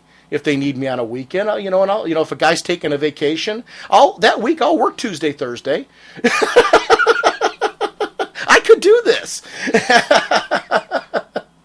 So it'd be like, whatever hero I would be, it would be like a team aspect to it where we would job share. Okay. Job sharing. So like you said, you wouldn't have the power all the time. I'm fine with that. The other guy could have the power during his shift. So it'd be, it would be like you get the Green Lantern ring for some days, and somebody else would have the ring. Okay, exactly. Yeah. Oh, yeah. Yeah. It's awesome. I think it's great. It would work out really well. I'd have to work with the right people, though. Yeah. Because you don't want to follow the schlub who screwed up the day shift. Because you can see that follow working out so Gnort. bad. Well, no, it would be like a job, too, because you're sitting there and saying, oh, man, it's so awful working the night shift because that day guy's terrible. He does nothing. Yeah. He goes for photo ops like Booster Gold does. He doesn't, there were so many people he could have saved if he really maximized his time. See, I'd maximize my time. Okay. I would be like Employee of the Week. My Monday, Wednesday, Friday nights, I'd be on the plaque. There'd be a plaque, Superhero of the Week. It'd be me. I would be on there for my day shifts. Go ahead. Now, what about this? Uh-huh. Okay, we have your superhero is body armor type costume, like Iron Man-ish. So no one will know it's actually you in the armor. That's fine. So you would rotate. So here's I don't care about that. But here's I would the care thing. about making the image of the character look great. Okay, but on your days, the image of the character is great. But on your off days, the guy, is not as We would good have as to you. have a talk. Okay, yeah. Yeah, I'd either talk to the manager or whoever's in charge of our particular superhero group, and I'd just say, hey, wait a minute, we got to replace him with somebody and fast. And I'm willing to fill in those slots until you get somebody who's good. No, I'm a team player. Okay. And I'm like that at work. So I mean, I don't mind doing, like I said, I don't mind doing the extra time and all that till we, I would be the guy that, if the Tuesday, Thursday guy's a moron, we get rid of him and I'll fill in. Let's find somebody. Now, I would be saying during that, guys, I'm not doing the Monday through Friday shift every week because I'm a teacher during the day. I don't want to give up my teaching job is the gist. So I mean, I'm not just saying I would do Monday, Wednesday, Friday. I would still be a teacher during the day because that's my alter ego. And do I care if they know who I am under the costume? No, it's why you have a secret identity. I'm completely comfortable with that. Okay. I want to be a true hero, so I don't care if the notoriety and that nonsense. I want to Monday, Wednesday, Friday night. I want to be a true hero. Cool. They don't need to know who I am underneath there and all that. But if somebody's bringing down our name, you better darn well believe I'm taking it up with management. The problem with the Iron Man suit thing is that guy in there who's been there before me better darn well bathe. Because, you know, I don't want comic conventions stink in my armor when I'm going out doing, you know, there better be a, you know, put a Glade plug-in in there or something. I don't know what you got to do. Yeah. If we're doing a suit of armor thing, you know, if we're filling in for steel or whatever we're doing like there, somebody better wash the inside of that thing. You know, or you're wearing some kind of suit inside the suit. Yeah, you're wearing stank. You're wearing somebody else's stank. Yeah, and somebody's spraying that thing out with a really good Lysol or whatever, because I don't want any of that. I thought this through entirely too much. Dude, that's like, wow. But I could make that work, and I would take it 100% seriously, because I do want my name on the plaque. Okay. That's all I would take, too, and it would be enough for me. Nobody could ever see the plaque, and that's fine with me, except for my coworkers. Yeah. I would want them to see that, wow, he really takes it seriously, and hopefully draw some inspiration from that. Because you're a reluctant leader. No, I would not be a reluctant leader. Yeah. I would embrace the role of being the, you know, I would want the image of because, hey, my Iron Hero with the stank on the inside of the suit or whatever, I want the general public to know they can feel safe. You know, not just on Monday, Wednesday, Friday night, because that would ruin the whole image. Then they would know there's multiple people inside the armor. Right. You know, so it'd be a squad thing. Kind of like Voltron. I'd be the boot. Little lion head to boot. Yeah, exactly. I'd be the boot. I'm content with that. But I would be the best darn boot ever.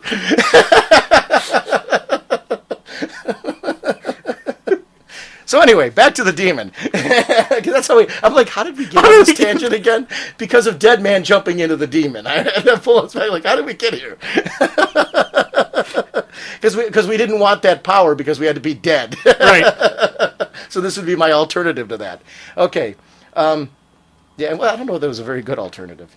But I do like that we get to see this flashback to... Finally, we get to actually see them finally use their fire powers and how complementary that is with the demon.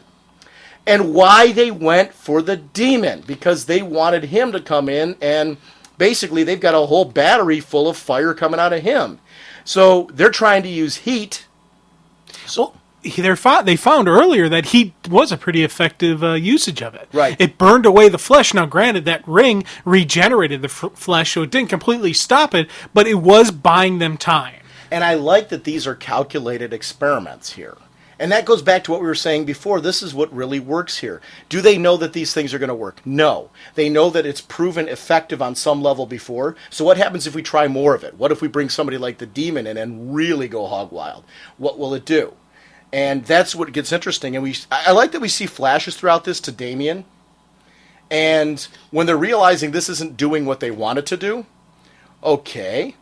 If this is what happens with heat, what happens if we go with cold? And you know what? I'm going to be honest with you. I had an issue with this a little bit. But now that I'm talking it through with you, it goes back to what are they doing? They're experimenting with different options because they've known one thing, one form of extreme has proven effective. So let's see what happens if we go to the other. And that's why they did this. Well, I kind of thought of an idea of what they're doing with Mr. Freeze when he got the gun.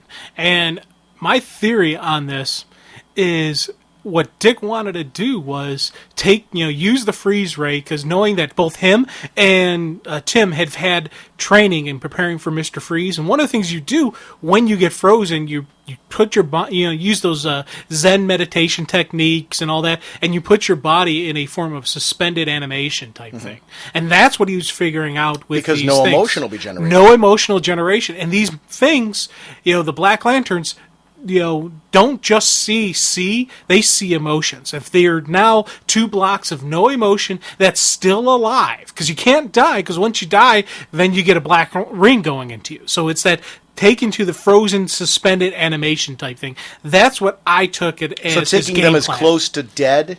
But not crossing the line. As Keeping possible. them still alive, right. Shutting down the mind, shutting down the body, but not actually killing them. So they don't actually see people, they see emotion. That's what I'm thinking. They're drawn to emotion. Right. That's my theory as to why Dick just did like this. Normal zombies are drawn to people as Lunchables, In this case, they're Right. drawn to The people with emotions. emotional batteries Right. for food. That's kind of cool. That's how And I it does. It's funny how this issue is working much better for me now. Talking it through this way, it's really a great issue. To be honest, And they really were relying a lot on Dead Man bringing them a back. lot of faith on Dead Man because first of all, you got to totally believe that he's there, Yeah. and he's listening to your plan, Yeah. and he's heard everything you were coming up with because this is a huge gamble. If he doesn't do what you expected he's going to do, you're dead. Right. That was interesting here that they really put a lot of faith in Boston Brand to rescue them from this particular scenario. And now they can use that information. And that's the thing. I like how Dick says, hey, we got to pass this knowledge on now. Once again, keeping the lines of communication open. We saw that earlier when Green Lantern dealt with Barbara Gordon.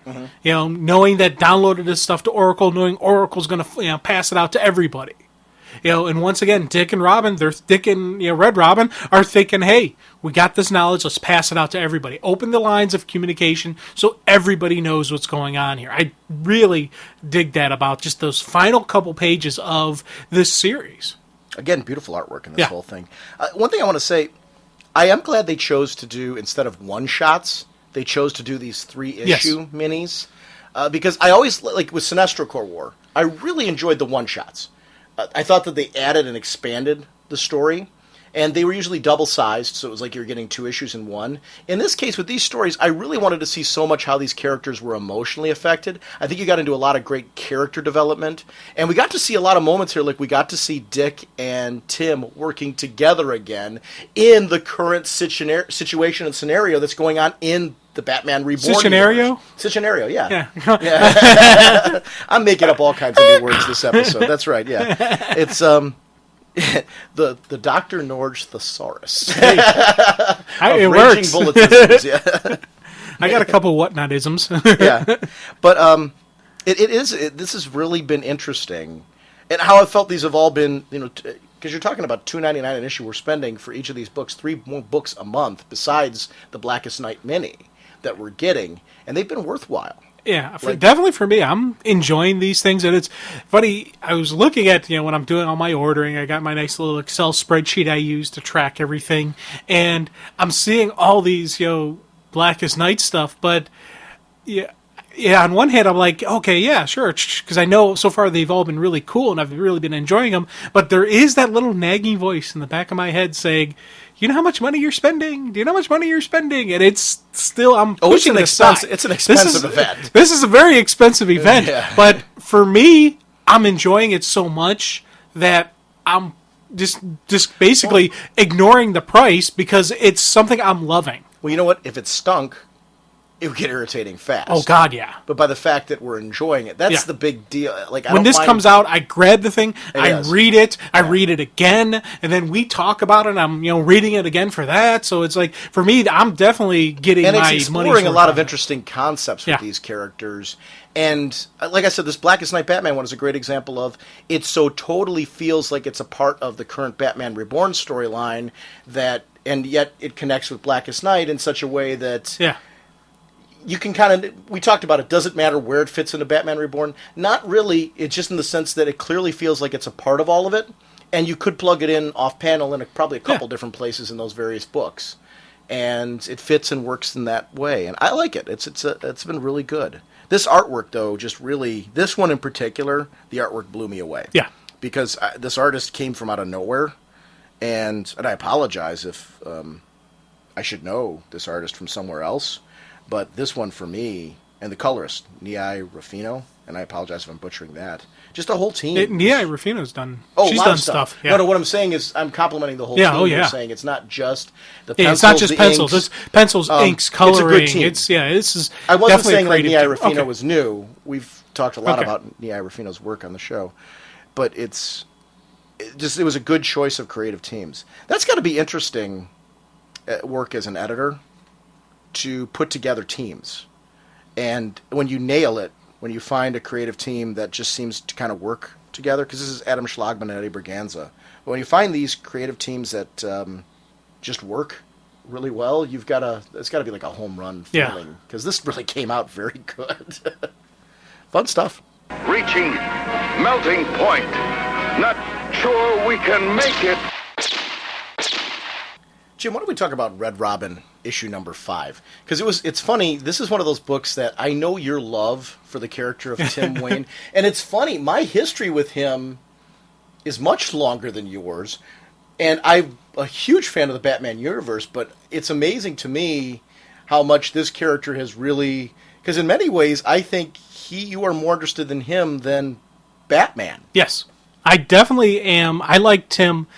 And I've always liked him more than Bruce. But I tell you, Dick Grayson's starting to get caught up, and it was one of those things. Seeing Dick get more comfortable in the role, I'm liking Dick Grayson as Batman.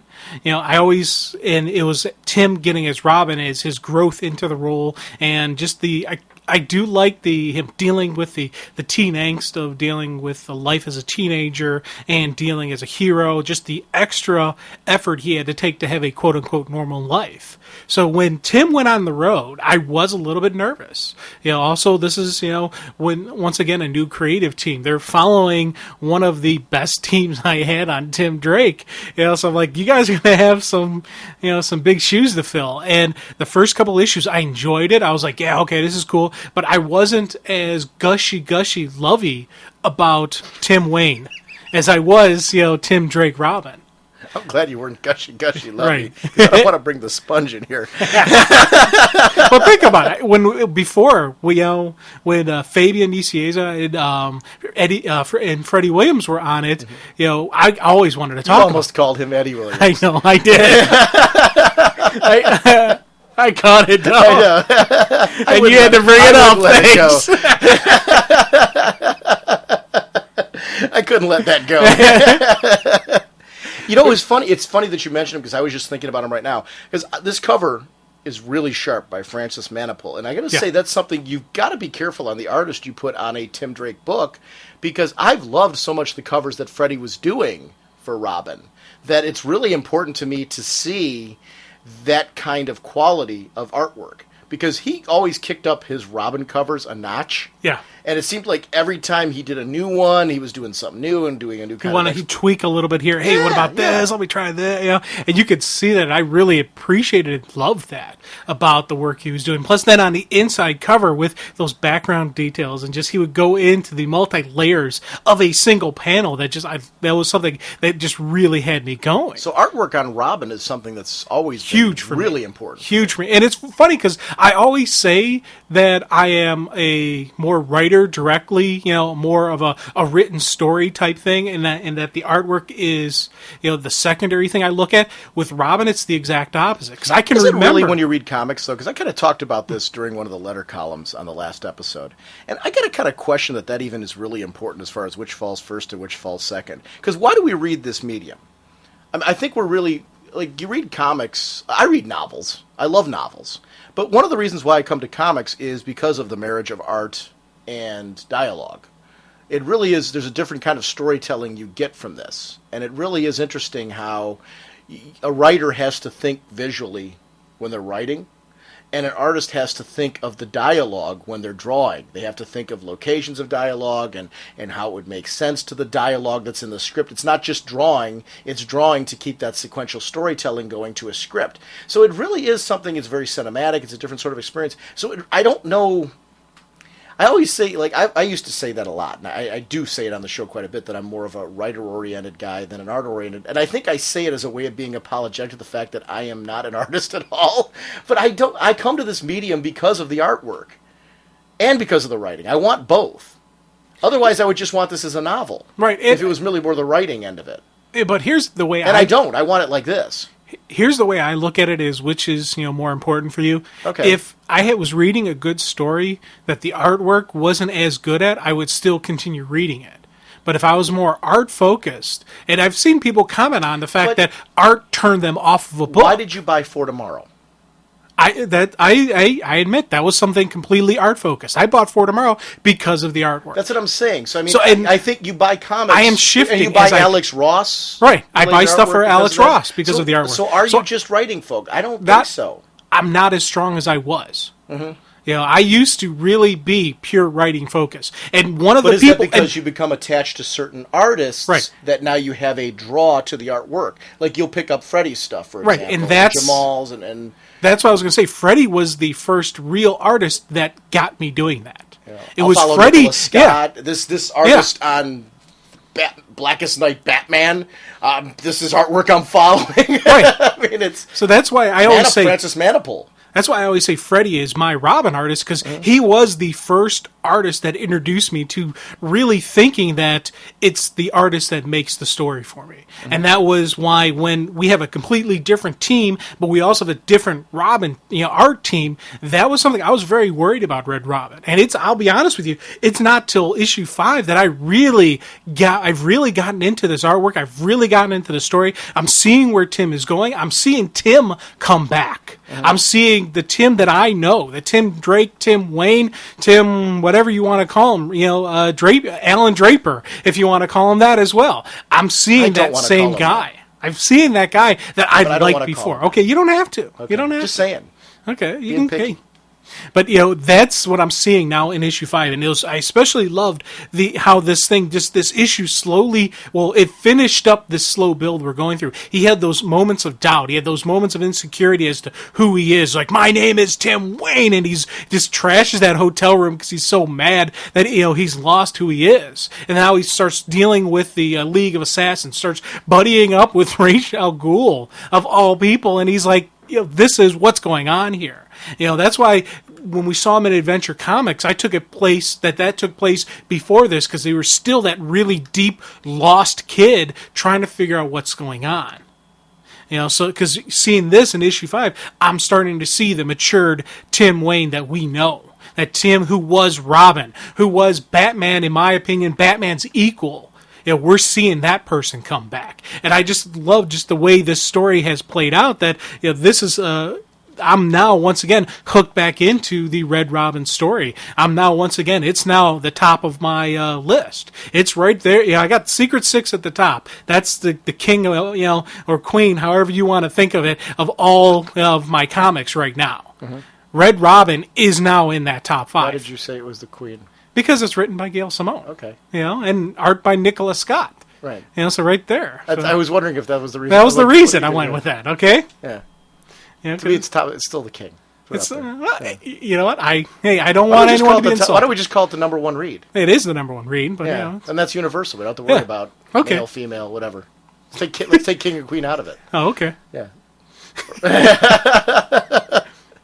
Absolute dictator. That could be male or female. There we go. It's the absolute dictator of comic goodness. Yes. Game over. That's right, it. Yeah. That's funny. All right. As far as this Red Robin book goes, first 2 pages were really creepy. This is the same artist from Azrael. Yeah. And this whole thing with Vittoria, it's funny how when you do stuff with kids, how much creepier it gets, especially with the whole spider thing. And insects are just downright creepy. Well, spiders are those are disgusting things that I really I have arachnophobia. I admit it. I see a little tiny spider, I take my boot, and I just keep beating on the ground until it's complete mush and beyond. Mm-hmm. So seeing just, What was that again? Come on, those are creepy. They've always been creepy, and I don't like them. Yeah. But that's a technical term. Yes, though I like the fact that they're laying down the groundwork for what's going to follow in the story arcs, because he's still dealing with Ra's al Ghul. He's dealing with this other League of Assassins that's going after. Do you think of him a Ra's al Ghul or Ra's al Ghul? Ra's al Ghul? Yeah, I called him Ra's al Ghul for the longest time, but then I heard the interview on Comic Geek Speak where Denny O'Neil was saying it's really... He thought it was Ra's al Ghul, but then he found out the real traditional is Ra's al Ghul. Ra's al Ghul? It's Ra's al Ghul. Okay. If you go back to traditional, I don't know. Well, hey. I always, as a kid growing up, he was always Ra's al Ghul to me. Yeah. And then the film, he was Ra's al Ghul, but then I've heard multiple times... If Denny O'Neil says it's Ra's al Ghul, it's Ra's al Ghul. Yeah, that's kind of the way I look at it, there we go. too. Yeah, that kind of works for me as well, but it is... I always, just because of the spelling... It's a great example of he's always been Ra's al Ghul to me. I thought it was funny because I catch myself and I say Ra's al Ghul now, but I always grew up saying that he was Ra's al Ghul. So now seeing that Lucius Fox's family's being brought into this one it's really cool because it's adding like another supporting cast that has a direct link to the Bat universe because this is Bruce's son. So they can't have him just jet-setting around the world. They would try to, as a company, protect not only him, but the image of the company. So they would want to keep a leash on him. Dad's, missing at the moment or not, currently. Well, actually now he is back on the scene. Is back, right. But he was for a while off the scene, and that's when Tim started to disappear. So this is kind of interesting now to see that they're following around and...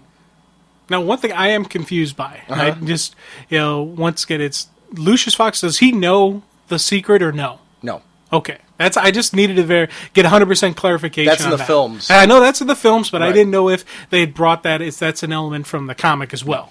No. Because he runs Wayne Enterprises without Bruce doing anything.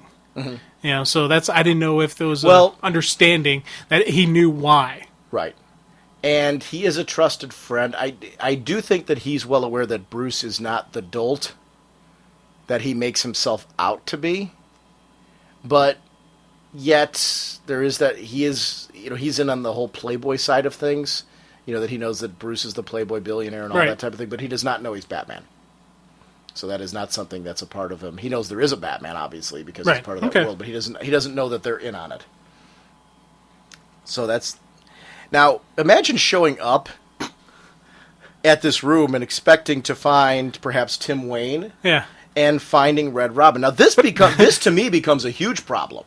It's not only just Red Robin. You got Red Robin, and he's gut and bleeding profusely all over the place. And he's not alone. Yeah, he's not alone, and her throat's been slit. Right. So that's a huge... Oh, wow, how do I deal with that? That's not something you learn at Harvard Business School, how to deal with the fact that the person you're going after is wearing a superhero costume, bleeding from his gut intensely, and he's got someone next to him who looks like she's probably dead from a throat slit. Then, whoa, look, we get the introduction of some ninjas. Now, okay, what's going on? Now, where this actually works for me, and it's funny, normally when this type of thing happens, I get irritated because I'm like, okay, what is to protect the identity? At this point, what it looks like is a teenager who is got a lot of money, and is living through eccentric fantasies of being a superhero because Red Robin is not associated with the Bat family. Universe, So it instantly becomes a question of, whereas if she caught him in the Robin costume, I'd have a huge problem because that directly links him with Robin. So this could be played off and spun in such a way where it would be workable that it's something he going just through started some kind doing. Of twisted fantasy versus... So that does work. It has to do with self-destructive behaviors. Yeah. Versus... So that's interesting, and it works to me on that level because of the way it's presented in this storytelling. It's an interesting fine line to cross, like how much of this can you do and get away with. And they do a nice job of keeping it along that line. They're skirting a dangerous territory here, though, and it's working, though. Yeah, right now it's definitely doing a solid, because she's only seen him in this role, and she doesn't know how long he's been doing it. She doesn't know anything about the Robin connection or any of the Batman connection, so that I agree with you 100%. I liked seeing that, and I liked, later on as he doesn't completely address that this is going to be a problem, but he does say, okay, we got to deal with this, but I have these other problems I got to deal with ahead of time. And with it not being in Gotham, with him jet-setting around the world so much more, it distances himself from that. So it really does look like something separate that he's doing and doesn't violate what's going on with the Bat family. It is skirting an interesting fine line, though. And I like that weird discomfort that comes from this. It's an interesting exploration. The writer's doing a great job on this book. If you think about it, when it comes time to have the lengthy conversation that she and Tim are going to have about when did this start up, very easy to go with Red Robin based off of Robin, or hey, Red Robin was hanging around in Gotham for a little while there. So there's definitely a way that he can play this off that keeps the connection away from the Bat universe. Right. Yeah, or something that he left town specifically to kind of explore because... Right. So, it is interesting to see him... Now, this I've been resurrected bit with the Lazarus yeah. bit. That kind of violation. How creepy would that be to think that you died and came back to life? That would bother me. Yeah, because it sounds cool that you could, like, immortality and all that stuff and living forever, but he's seen firsthand how creepy this is and long-term what it can do to you. Yeah. I would be creeped out. Big time. And he actually was tempted by the Lazarus Pit and turned it down. Right. So for him then to be resurrected without his choice. Yeah, without a choice. I love the fact that he reacted the way he did. And it he feels unleashed. unnatural. Yeah. It feels unnatural. I like that. This works really, really well here on this level.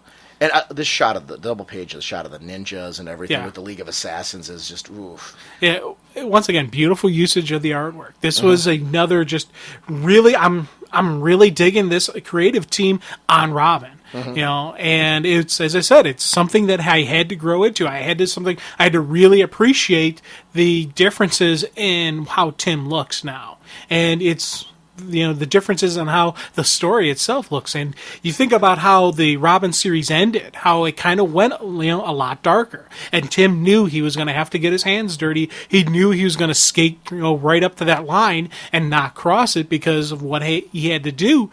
It set up for what we're currently seeing.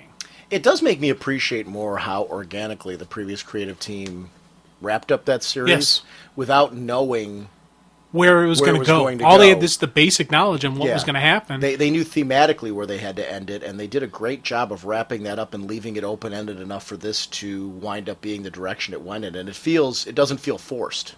No, definitely. This is a definite, nice, organic flow through. We would be reading this in a very different way with a very different feeling if it felt forced. Yeah, because this is a character we care about enough that it really has to. It has to be right. That's a compliment on this creative team acknowledging what came before. Yes. As well as the previous creative team passing the torch the right way. And I think that there's an energy there that is, you got to compliment both ends of the spectrum on this one, that they left things in such a way that this could be done, and that this creative team and also editing team as well. Oh yeah. This is another one of those things where I don't think there's probably editors who probably definitely picking the correct team to follow up the team they had before, making sure things in the past, there's the flow through, and there is that, kind of that feel of everything. So that was something I like seeing that. I've seen Mike Martz has been at a few of the conventions that we've been at, and one of the Bat panels in particular we've been at, and there's an energy about him, about these books, and you can tell he's really invigorated by it, and he really cares about these characters. I think it's important to have an editor on there who's got that kind of vibe. I mean, I don't know what it's like to work for him, but I get the vibe like, he really has an understanding of how to... He's got the groove. Yeah. What does that mean? He's got the groove, man. Hey, you agreed with me? Like, yeah. Wait, what's that mean? What does that even mean? He's got the... What's that movie with the glow? Yeah, the glow. That's The Last Dragon. Okay, yeah. No, I'm not talking about the glow. No, but I mean, it's kind of like that. Like, what is the glow exactly? Yeah. So what is the groove exactly? Well, the groove is... Because I watched that movie multiple times over the years, and I'm still not quite sure what the glow is. Well, the glow is the achievement of is the highest level that you can achieve in the martial arts. It's that discipline of, the blending of mind and body, spiritual, soul, everything into that one essence. Okay, now explain the groove the same way. The exact same answer. It's that where you do truly get the characters, where you're not thinking of the written word, you're not thinking of the visual word, you're thinking of who these people are. These are living creatures where you understand and you sit there beyond what's on the page, beyond what's on the story. Sometimes we get the groove going where we're talking about stuff that happens off panel. You understand everything about this character. You see what they're doing even when it's not a story. Like, you understand that he probably got up, he probably had a high protein breakfast. Because Tim's going to think that, that he's going to want to have this, he's going to need the energy, he's going to need the nutrients, he's going to have the well-balanced diet. My guess is Tim probably does more vitamins than Bruce did, because Tim looks for the more, Bruce probably took more natural, brought the vitamins in more naturally. Tim's like, hey, I'll pop the multivitamins, and this is the groove of where you're starting to think stuff well beyond what's on the page. Does the groove always have something to do with vitamins? No, that just popped in my head. We could talk dinner. We could talk his downtime. You know, what type of stuff Tim does on his downtime so now it could be a hobby to take him away from the stresses of daily life. Right. Yeah. That gives you the groove. Right. Well, it's just the understanding beyond what is in front of you. So really, out of this book, the message out of this book is that everybody could have the groove. Oh yeah. You can have the groove on anything. You don't have to be a superhero to have the groove. No. We're talking Mike Mars has the groove. He's not a superhero. That's right. So anybody can have the groove. But he's an editor of superheroes. Right. So that's a good thing that he has that. Yeah. I was hoping it was one of those where I caught you again, and I'm actually more pleasantly surprised that I didn't catch you on. You actually knew what the groove was. It's funny how we tied it into the glow. I love that movie. I absolutely love that movie. I will watch that movie constantly. Brazil. That girl comes out of the woods. Oh yeah. You know, one of the scariest movie I've ever seen was The Omen. The original Omen, the music and the fact that it was a little kid just creeped you out. I love horror films. And I have a high tolerance as far as... I saw Zombieland this weekend. It was fantastic. Yeah. You know, it's more of a horror comedy, but still, there was a lot of those jump-out-of-your-seat moments. But I adore the Saw movies, all that stuff. None of that stuff freaks me out. Little kids in situations like this creeps me out to no end. I've never been able to watch all of The Omen. It freaks me out too much. And Children of the Corn. Yeah, there's another one. That fits that level. Opening sequence where the first time you see Malachi, I literally freaked out. Stop. No way I'm watching the rest of this movie. There's absolutely no way it's going to happen. So I've never seen all of Children of the Corn either. But it's because it's funny because how of this kid. Gives me this is very much a horror movie. Possessed demon type children freak me out big time. But I love this. It was dark, and like I said, they were drunk. So they didn't notice the bike marks until it was too late. And this is all being told by Red Robin. So Tim now has done enough research on this that he knows what's going on here. That's the funny part. This is all being told by him. Yeah. Victoria was still in shock after what happened in the pit. Her mind hadn't quite snapped back yet. So when the man dropped dead in front of her, and when she proceeded to kill the other two men with him, it may not have even registered that she'd become something other than human. So this is something that it's not even just the shock. When she snaps back into reality, she's no longer a human. She's no longer a person. Her life is forever altered by this. Wow. Yeah, she's something different now, and it's one of those metagenes that the poison and the venom kicked in her metagene. Now, Tim right now is furious. There'd be a lot of rage here at the moment. Oh, yeah. Because he thinks he's been violated. And I would be mad about this, too, because it is unnatural. But we see that there's a new white ghost, and there's always been a white ghost, which I didn't know that there was a new white ghost at this point. So it's interesting that he was there as the representative and really kind of came out to kind of smooth things over because Ra's al Ghul has given them orders that they need to protect him. They need to keep him alive. He was brought there and stitched up, which he realizes to him, hey, we didn't throw you in any pit, buddy. We just brought you here and stitched you up and saved your life. Yeah. And you just opened up your stitches. Yeah, that was a cool thing, seeing that, because that's got to hurt. Mm-hmm. But I like, you know what I love about this? Tim narrating. Tim is a likable guy. He always has been. And having him narrate this particular story was really, really works for me because this little bit, well, that's embarrassing. His sense of humor and wit is something that's really great about him because he's not like Blue Beetle, where, he throws off the one-liners more Spider-Man-like. But Tim does have a dry sense of humor. Yes. That works and fits the character. And there's a nice balance of that throughout this story. It is interesting how you can feel like he's different than a character like Blue Beetle, but he can still have a humor element to him that's subtle. Yeah, and it's internal dialogue is where he shows his humor. He won't show it externally. He doesn't do the external. Even before he put on the Red Robin costume, he wasn't the one-liners. Mm-hmm. Dick Grayson, when he was a Robin, he had some more one-liners that he would throw out. Jason Todd sometimes threw out some one-liners on a more twisted side. Tim keeps it internal. That's why I always thought Tim was the successor to the Bat. I need these moments with internal dialogue with Tim in this book because he headed down such a dark path. I needed to see that the same guy's still in there, the same likable kid who we followed for years, who's now grown into this person, Right. is still there. I don't want to see him completely gone. I would be very irritated if we lost him to this. We haven't. Internally, he's that same guy. Outwardly, he's projecting something different out of necessity. And that, to me, is the fine line of distinction with this character, that it is an outward projection versus an internal one. Right. That works. And that's a very Batman type thing. He is trained by the Bat, that Batman doesn't give out his emotions, and that's actually even adds to him wearing the Red Robin costume, because he said a couple of lines in Adventure Comics where he says how it was easier for him to hide his emotions with the cowl on. When he dropped his cowl down with Connor, he had a harder time hiding his emotions, and that was the outpouring of emotion. Same deal with this now. He's still fighting those emotions, but I like seeing that inner dialogue that shows that he has these feelings, he has this stuff going on. Now, this dialogue from White Ghost is real interesting, because you lost your spleen, Prudence lost her larynx, and 2 more of Raish's assassins lost their lives on your mission. Tell us, hero, what happened in the desert? It's almost like saying, you messed up. So tell me what happened. Come on, come on, hero. Let's see how good you are. Right.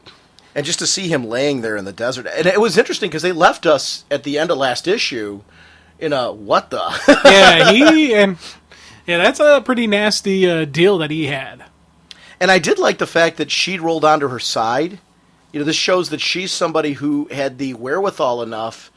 She could have been a goner here. Yeah. And if she had not had the wits and the expertise to know to roll over and stay calm, she would have been dead.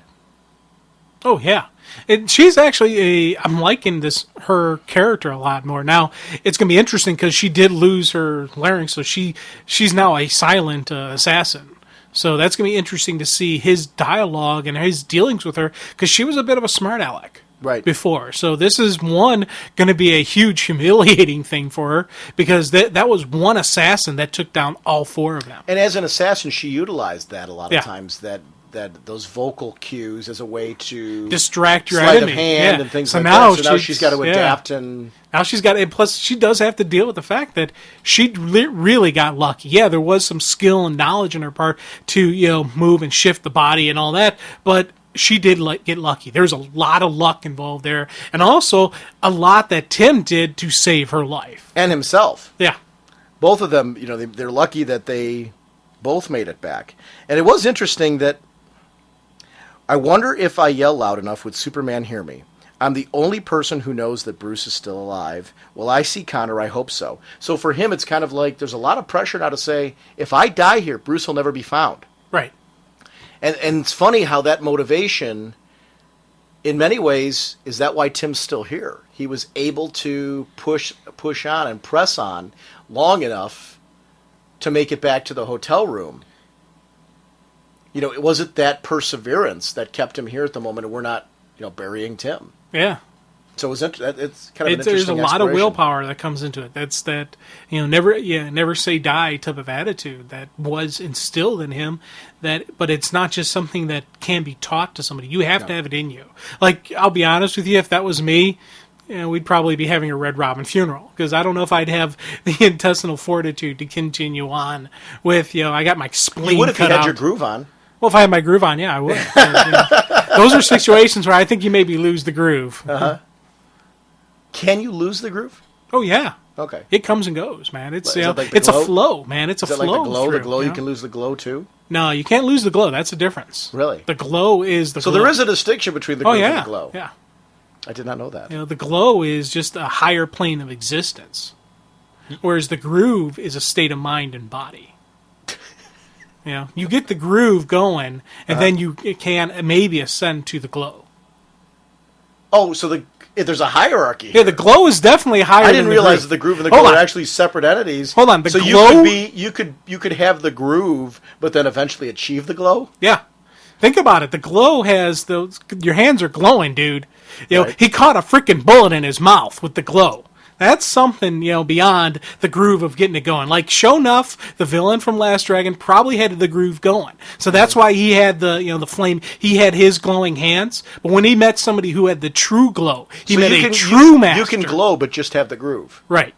Because I'd say Sho'nuff probably had this groove going. Uh-huh. He had enough people saying that he was the master. He had quite a groove going. But yeah, exactly. He had a pretty groovy groove going. Sort of glowy groove going. Yeah, kind of going. Yeah, that's what I was going for. Okay, but I kind of stumbled and twisted. That's okay. I'm following this logic, which scares me because it actually is making sense to me, which means there's something wrong with my head. I wonder if I shake my head now if it'll rattle.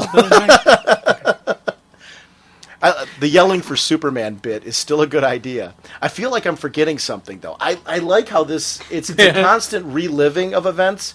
Like, we see things out of chronological order, but it is Tim reliving the events, so it's like we're there with him. And that's one of the things I really appreciated with the storytelling of this issue. Tim is always one of those guys, we've said it before, you hang with Tim. Yeah. He does feel like an accessible guy. When Tim realized who Bruce and Dick were way back in Lonely Place of Dying, it was great because you felt like you could be standing there with him. He felt like the comic fan doing that, and he still got that humanity and that accessible nature to him. We've all been in dark places where life hasn't gone well, but you hold on to that part of yourself that makes you who you are, and that's how you get through it. And Tim feels like that guy going through that right now. It's one of the things I really like about this book is you can make a character dark and completely lose them, and that's where you lose the fans. They're doing a good job of doing the dark thing. But not losing Tim. Yeah, because I was really worried about this. I've got to be honest with you, with them going this route with him, because this is a character I do not want to lose. Right. And he has grown beyond, like, he could become Robin again in an instant. I'd have no issue with it. But he could also continue on as Red. See, this really was the issue where I want to see him I'm okay with him continuing on as Red Robin. Even if Bruce comes back, we can keep Damian, because seeing the growth of Damian, and the only thing I don't know what will happen to Dick Grayson. That's the whole thing. If Bruce comes back, I don't know what will happen to him, because I do like him as Batman. But would he go back to being Nightwing? Would he become pick up a third name, grab a new name? I don't know what would happen to Dick Grayson. That's the one I'm worried about. Tim is set now for me. He could stay on as Red Robin, and Dick Grayson could become Nightwing again. Yeah, he could very easily. But we do have a Nightwing right now going on. Yeah, and I'm worried about him. Yeah. Well, See, it's funny. I am so torn with Dick Grayson. I am a huge Bruce fanatic, but when Bruce comes back, does he have to become Batman again? I don't know now. I would have had a very different answer for you prior to the books right now. But if they keep going the way that they are, my answer, I hate to say, I don't know. I could see Dick Grayson staying. I don't know. It's interesting. Yeah, Bruce could have a different role, or maybe Bruce could go on. I like the current Batman and Robin. I don't know. I like them the way they are. Bruce could be a mentor role, but do we need that when we've got Alfred? We got Alfred for the role. Yeah. So that's what would happen to Bruce Wayne. I don't know. And I like that character too much to not have him have some role, so I don't know. We need him somewhere. Yeah, that's the whole question. And then there's that other part of me that's like, but I love Bruce as Batman.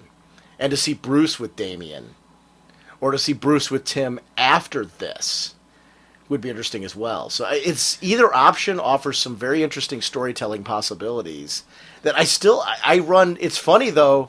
I run the full gambit now where I see it both ways, and I could be happy with either scenario, which I did not expect to happen.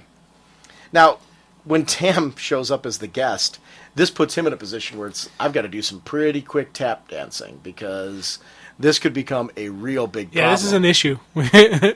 But before we can actually see him deal with this, we see him kind of flash back to the little girl who comes back home to her mother, and maybe her mind snapped. Maybe she didn't know what she was doing, but maybe she didn't. Maybe she liked it. This whole thing about the spiders and what they do to their mothers and all that. Wow. Well, the mother kind of sold the daughter originally to those guys. Right. So it's, in a way, kind of a payback. Yeah. You know? Okay, you want to sell me? Fine. Here's, guess what? Time for you to suffer and die. Do you think that was conscious, though? The little smirk on her face when she does it. Was that her, though, or was that because of what happened to her? I don't know. Part of me... Part of me does think it's element her. of A and some of B. Yeah, it's maybe. I think we got a column A, column B situation there, but I think part of it, she had the desire for vengeance for what the mother did, and then just the infection or whatever she's become took it to the next level. I was going to say, do you think this girl in the beginning was a killer? No. No. That little girl in the beginning wasn't a killer, but it's what happened to her with the spiders. She changed. Now, is she in 100% control of herself and she's choosing to do this? We don't know. That's the mystery. We don't know completely. Whether, like for example, something horrific happens to me, and I become a multi-state homicidal killer. Did I choose to become a killer, or was it the event that made me become this? That's the big question, and that's a lot of questions with that are raised with current people with current real life serial killers, as well as most of the Batman rogues. When they lock him in Arkham, are they really responsible for their actions? Is she really responsible for her actions? Could she stand trial as knowing, yes, I knew I was going to kill them and I'm glad I did it? Or is it the person who was there is now gone and there's something else in its place, whether it's an actual outside entity controlling her, or her mind has been so twisted and changed by the events that she is no longer the same person she was. Is she legally, criminally insane? That's the question. That's something we're going to deal with when her story arc comes out. She definitely doesn't have her groove. Well, she's got her dark groove, so her evil groove. The Cradle. This is the page, and this is really an important page for me because it's a fine line with having people in Batman's universe find out identities. And this is where this works for me because it's not as simple as all that. I know we don't know each other at all. And I mean at all. But is this a normal day for you? Not really. So, do you want to explain what's going on? Not really. I grew up with rich kids. I get eccentric. This is beyond eccentric. You were dead. With that girl. And then I got kidnapped by Ninja. And all I was to do was find Bruce Wayne's son and bring him home. Dad said he needed... Tam, it's going to be okay. All you have to do is listen to me and we're going to be just fine. Now here's the bit where it works. What is that? Some kind of super ninja costume? Is this a cult? You're one of them, aren't you? Sir, your presence has been requested. Right stops right there. Right. And, okay, I know this looks bad. No, it's fine. You got a meeting to go to. Hired killer ninja meeting. That's fine. She has immediately lumped him in with a cult. It's not linked to Batman at all. At all. Yeah, These are all ninjas awesome. There. The way this Red Robin costume looks, it doesn't look like it's necessarily has to be associated with Batman. It does look more like the ninjas than anything else. Maybe as the eccentric son of the millionaire, he's in some ways financially involved. This is his way of striking back at Daddy. It's like in Fast and Furious with the high-speed cars and things like that. It's this type of behavior that she's looking at this as, and on the edge lifestyle that he's living. I totally get this, and it totally worked for me. That was really important here. Well, of course, we go back in here, and now Tam's a part of these meetings, and that's got to be limiting in Tim's case because he's got to watch what he says, how he reacts, and and hope that they don't reveal his identity or mention Batman or anybody that could be remotely linked to Batman because that could ruin it. And as we're getting back into this whole meeting, he sees Prudence for the first time, and he notices right away. This is the first time I don't see her yelling, and the look on her face even shows that she's somehow been humbled on some level. Oh, big dude. She got, you get a beat down. And she got a grade A beat down. That was, this one guy took down the four of them. Mm-hmm. And that is, her huge thing was her ego. Her vanity. She knew she was the best at what she did. Well, she just got schooled. You're not number one, honey. There's always going to be somebody out there who's better than you, who's faster than you, and who's more deadlier than you. She got, she really did get lucky. Yeah, there was some skill involved in her survival, but there was a lot of luck there. And I loved seeing that humility in her. I love seeing that thing, and that's why I'm really looking forward to future dealings between the two of them. Because that she's still going to be around. She's still going to be involved on Tim's team. Heck, if I was Tim, I'd probably want her on the team because, she's dealt with this stuff firsthand. She knows how to deal with it, and he has an understanding of her fighting style, she of his. Would be a good partner with him. Now, the only negative side is if she has 100% no vocal abilities, that is can be a deterrent in a fight situation. If you can't yell, look out. How do it'll be tough watching someone's back. So I don't know if that's going to be interesting to see. Now, this is really interesting here. It's the motivations of this whole thing. We see that this League of Assassins is being targeted by the Council, and they naturally assume that they've declared war, which is their ego talking. They cannot accept the fact that they can't even look at and consider the fact that any group would toy with them. They're being toyed with. Yeah, like it's a they're game. ants. It's just a game to them. And I love the fact that it's Tim who brings it up to them. Right. And it's Tim who points it out. But also, because he can look at it objectively because he's outside it. Yeah. But also the cool thing is the look on Tam's face as he's talking. She's not looking at him break down to not only the current cult that he's a part of, but this other group that he's not a part of, and he's analyzed both of them. That's really got to be freaking her out, thinking, okay, this isn't just a whim, $1 million whim. This guy actually has been doing some training, some studying. He knows what he's talking about, and they're listening to him, taking his advice. Which makes you think more and more that he's a higher level in this group. Right. He's not just some rich kid, living a fantasy. So that is something I really dig, especially the little subtle thing when the guard first initially came to get him. It's like, sir, your presence is requested. That's right there a huge statement about position and place. There was just that level of, authority kind of being granted to Tim. Rachel Gould wants you to lead us in this endeavor, and this was really funny. Say no unless they'll kill us. Then say yes. Very true as far as... But she's trying to advise him to get out of this as fast as you can. Let's go back to Gotham. And it's interesting. I'm glad we see here at the end this motivation that you said you don't know me, and you're right. For a long time now, everything's gotten worse. I've gotten worse, but no more compromise. The League of Assassins is the deadliest organization on the planet. Ra's al Ghul is one of the most powerful and dangerous men in the world, and I'm going to take them down. The Council, the League, all of them. I'm going to take them down from the inside out. And it is interesting. I'm going to be curious to see how she reacts to this, because Ra's al Ghul is a name that's associated with Batman. Right. So I'm wondering if it is. Will she be able to make the connection? Well, I don't know. If she talked to Dad, would there be a connection? I don't know.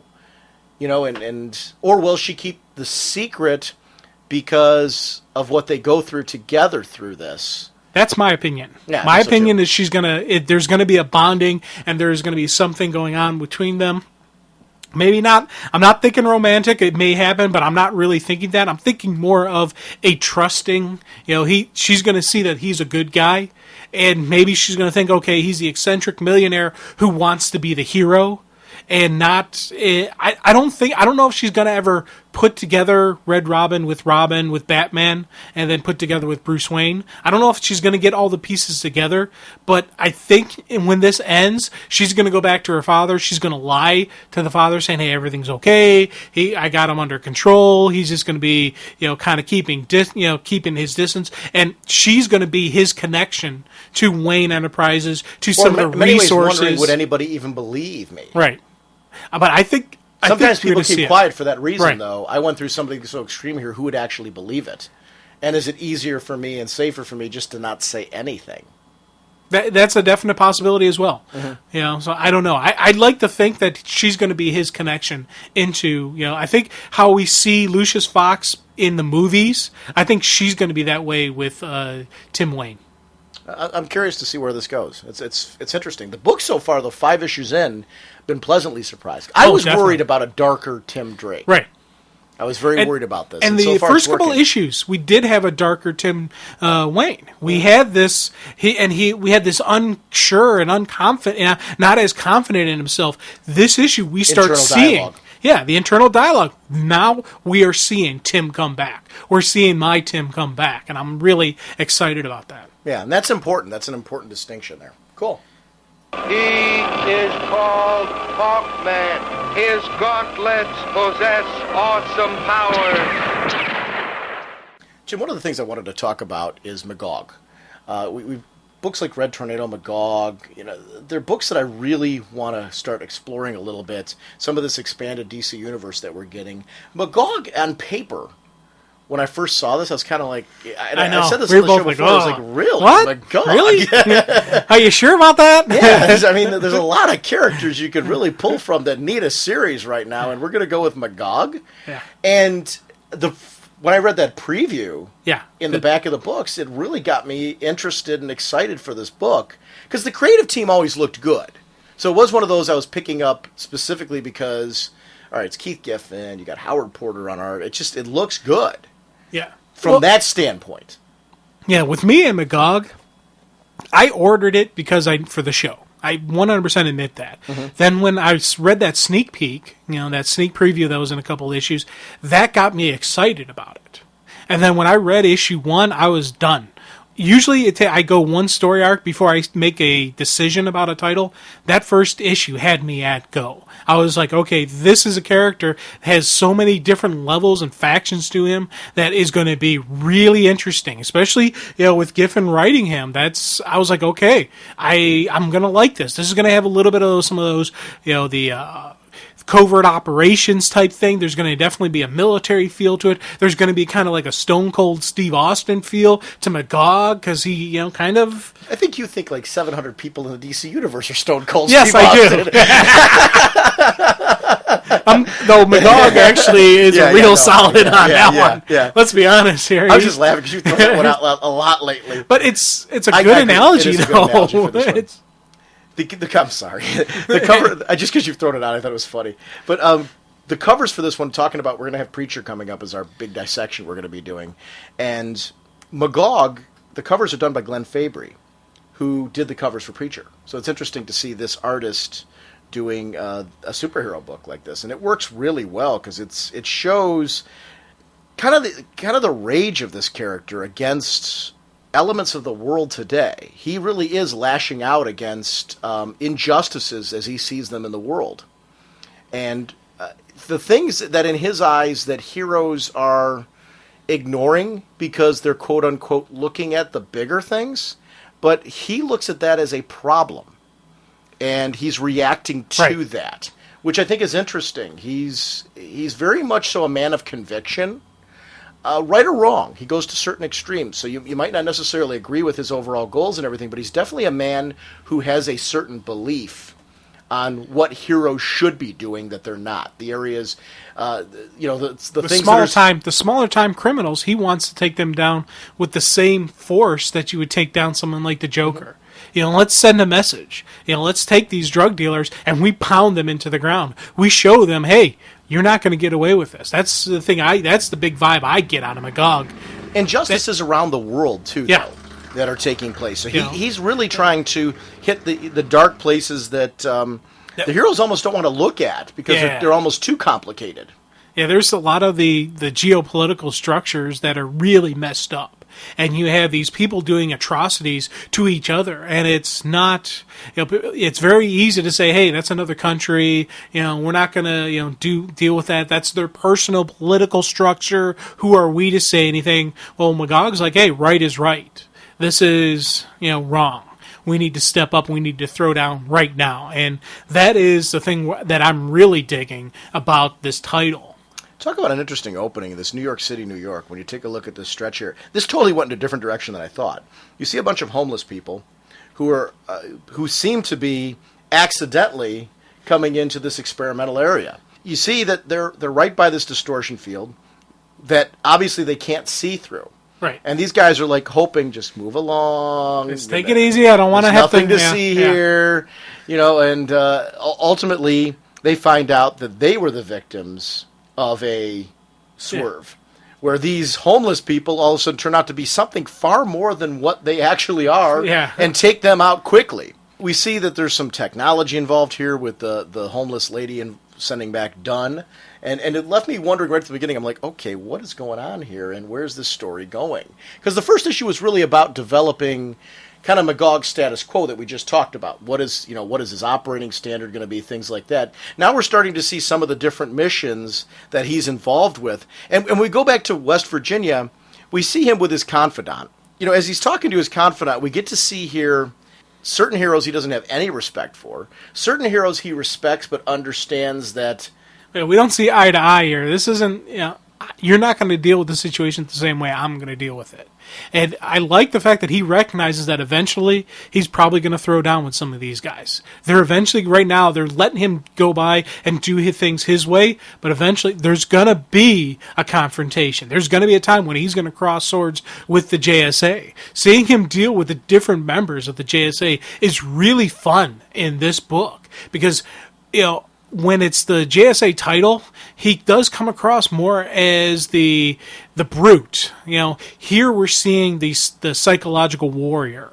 We're seeing the mind games and just the strategy being in place, as to what he's dealing and how he's dealing with them.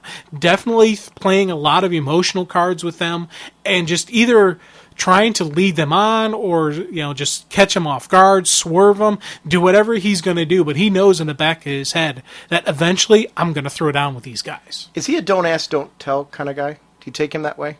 What do you mean? Like, just in the sense that I have to do these things that nobody else is willing to do. I have to man up in these situations. You're better off not asking me. And then I don't have to tell you. I'm so glad I asked what you mean by that, because military connotation of don't ask, don't tell is completely different. Okay, well, I'm not asking for military connotation. I'm just sitting here saying he doesn't want people to... Okay, but I can see why... You see what I'm saying, okay. Yeah. And I'm not talking at it from a military standpoint. I'm taking it the standpoint of he does not want... Like, right. He makes specific reference here that the JSA has a disconcerting habit of asking why. Right. He doesn't want people to do that because... He firmly feels that I'm doing things that the heroes don't want to dirty their hands with, and that's why I want to do it. I know you're sitting here giggling like a little girl. I'm trying not to. Poor choice of wording considering the media right now. The military, don't ask, don't tell. That's the homosexual policy. Oh, yeah. You're just asking, is he gay? I don't know. That's why I'm laughing. I don't know. And it's childish and immature of me, but the fact that, that of all the questions that you would throw out there, I never once thought you'd say, hey, do you think Magog's gay? Yes. I don't think he's gay. No, I wasn't. That's why you threw me. I honestly was not going there. I don't much care if he is or not. No. If I found out that he was, that's fine. I'd be okay with that. Yeah. But I don't think he is. No. But to go with what's your thought on don't ask, don't tell? Yes. Well, no, I agree with that. Yeah. That's the kind of guy he is. He's really, He's got his code. He's got what he thinks and he knows to be is correct. And he's like, just let me do what I got to do. Don't get in my way. I don't want to throw down with you. He's not a bad guy. He's not a villain. He's not an evil person. But he wants to be able to operate the way he wants to operate. It's, one of the big things that a lot of people have problems with in the business world is, when you're dealing with managers, you got those micromanagers who every second of the day, they want to know exactly what you're doing. Mm-hmm. He can't have a micromanager. He needs a manager who says, here's your end goal, knock it out. As long as you reach your end goal, I'm happy. His end goal is truth, justice, and the American way. He's going to reach that. He's going to reach it differently than Superman. He's going to reach it differently than JSA. It's his concept of truth, though. It's his concept of justice. Right. And it's his concept of the American way, which is where the distinction comes in. Yes. And that's going to be it's not the same problem. It's not the same as we'd put on Superman, for example. Yes. Definitely not the same thing that we would put on Superman. Right. And just like don't ask, don't tell is the same as we put on the military. No. But that's funny. This is funny, though, this character, because I love his distinction with Mr. Terrific. I'm never sure what Mr. Terrific I'm going to get at any point in time. I can deal with Checkmate, Mr. Terrific, but not the Justice Society one. Yeah. And there is a distinction between those two, because he likes Checkmate because of the whole... Yeah, that's covert ops, man. It's the same thing. That's what I meant, though. In that case, it is. He prefers things covert, and sometimes we have to get our hands dirty. Yeah. And he would make a great knight. You don't want to ask me to justify that, because you don't want to hear it. You don't want to hear that these things are really out there. And that's the way he looks at them. The Justice Society is clean, very clean. And they don't want to get themselves and their image tarnished and dirty, whereas he wants to get right in the middle of it. He wants to play in the mud. Yeah. And he wants to throw down. He yeah. wants to. He's got to have. It's a hands-on approach with him, not the inspirational. Dun dun dun dun dun dun dun. That's not Magog. No. He wants to stay in the shadows. He wants to. He and Batman actually have a lot in common, except for the kill order. The Magog has the. He has a lot in common with the Batman pre-Infinite Crisis. Okay. Whereas after that and after 52, when we saw the different Batman come out. Yeah, the kind of evolved version of Batman come out of that, I think he is more of that Batman. And honestly, this goes to show why it's nice that Batman didn't go further down that path, because he would be Magog. Yes. And I would be very disappointed if Batman was that'd be this. very dangerous. I would not want this to be Batman. No. Well, it would be this and then a level beyond this. Because, he's great as Magog, though. I love his character. Oh, yeah. Axel is great supporting cast. It's great for him to have a confidant. Yeah, and I like the duality of it, because you look at him, you think, okay, this is some redneck who knows absolutely nothing. Exact opposite. Mm-hmm. This is a very intelligent person, very competent in what he's doing, and they both throw out that image. They want people to think he's just some good old boy that you don't have to worry about. Yeah. In reality, that is a very dangerous They want to be under person. everybody's radar. They're sliding underneath the radar. It's beautiful, and it's the quiet actually, guys your mother warned. Yeah. Those type of things. Yeah, and it's actually very perfect and very true to any type of espionage operation. Mm-hmm. You don't want to be, visible. You want to be. It's the art of being invisible in plain sight. Right. Remember me telling you the alternator needs seeing too? No. Well, the alternator needs seeing too. That type of relationship between the two shows, they've got a history. They can, chuckle and joke between the two of them, and that was needed at this particular moment. In Honolulu, we get to see that there is a new kind of, not a new kind of, but there are multiple power structures running around the DC universe. There's corrupt businesses that are floating around all over the place, and people making money off of the misfortune of others. And that's a fun thing for him to explore. Again, some of the things are people that are flying under the radar of the traditional superhero. Yeah. It's not just Intergang that is the corrupt business. It's not just Luthor Corp that's the corrupt business. There are these other organizations out there. With Bernie Madoff kind of stories running around right now, these are these type of people. Yeah. They're the ones that, would a traditional superhero deal with a Bernie Madoff? Probably not. No. And this is this kind of thing, which I thought was kind of interesting for them to talk about.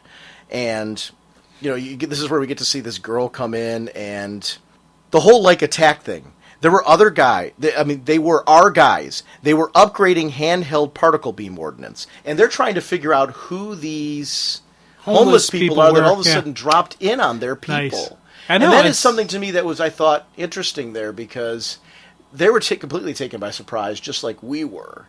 And we've got multiple factions warring against each other now, and Magog's going to get somewhere caught in the middle of them.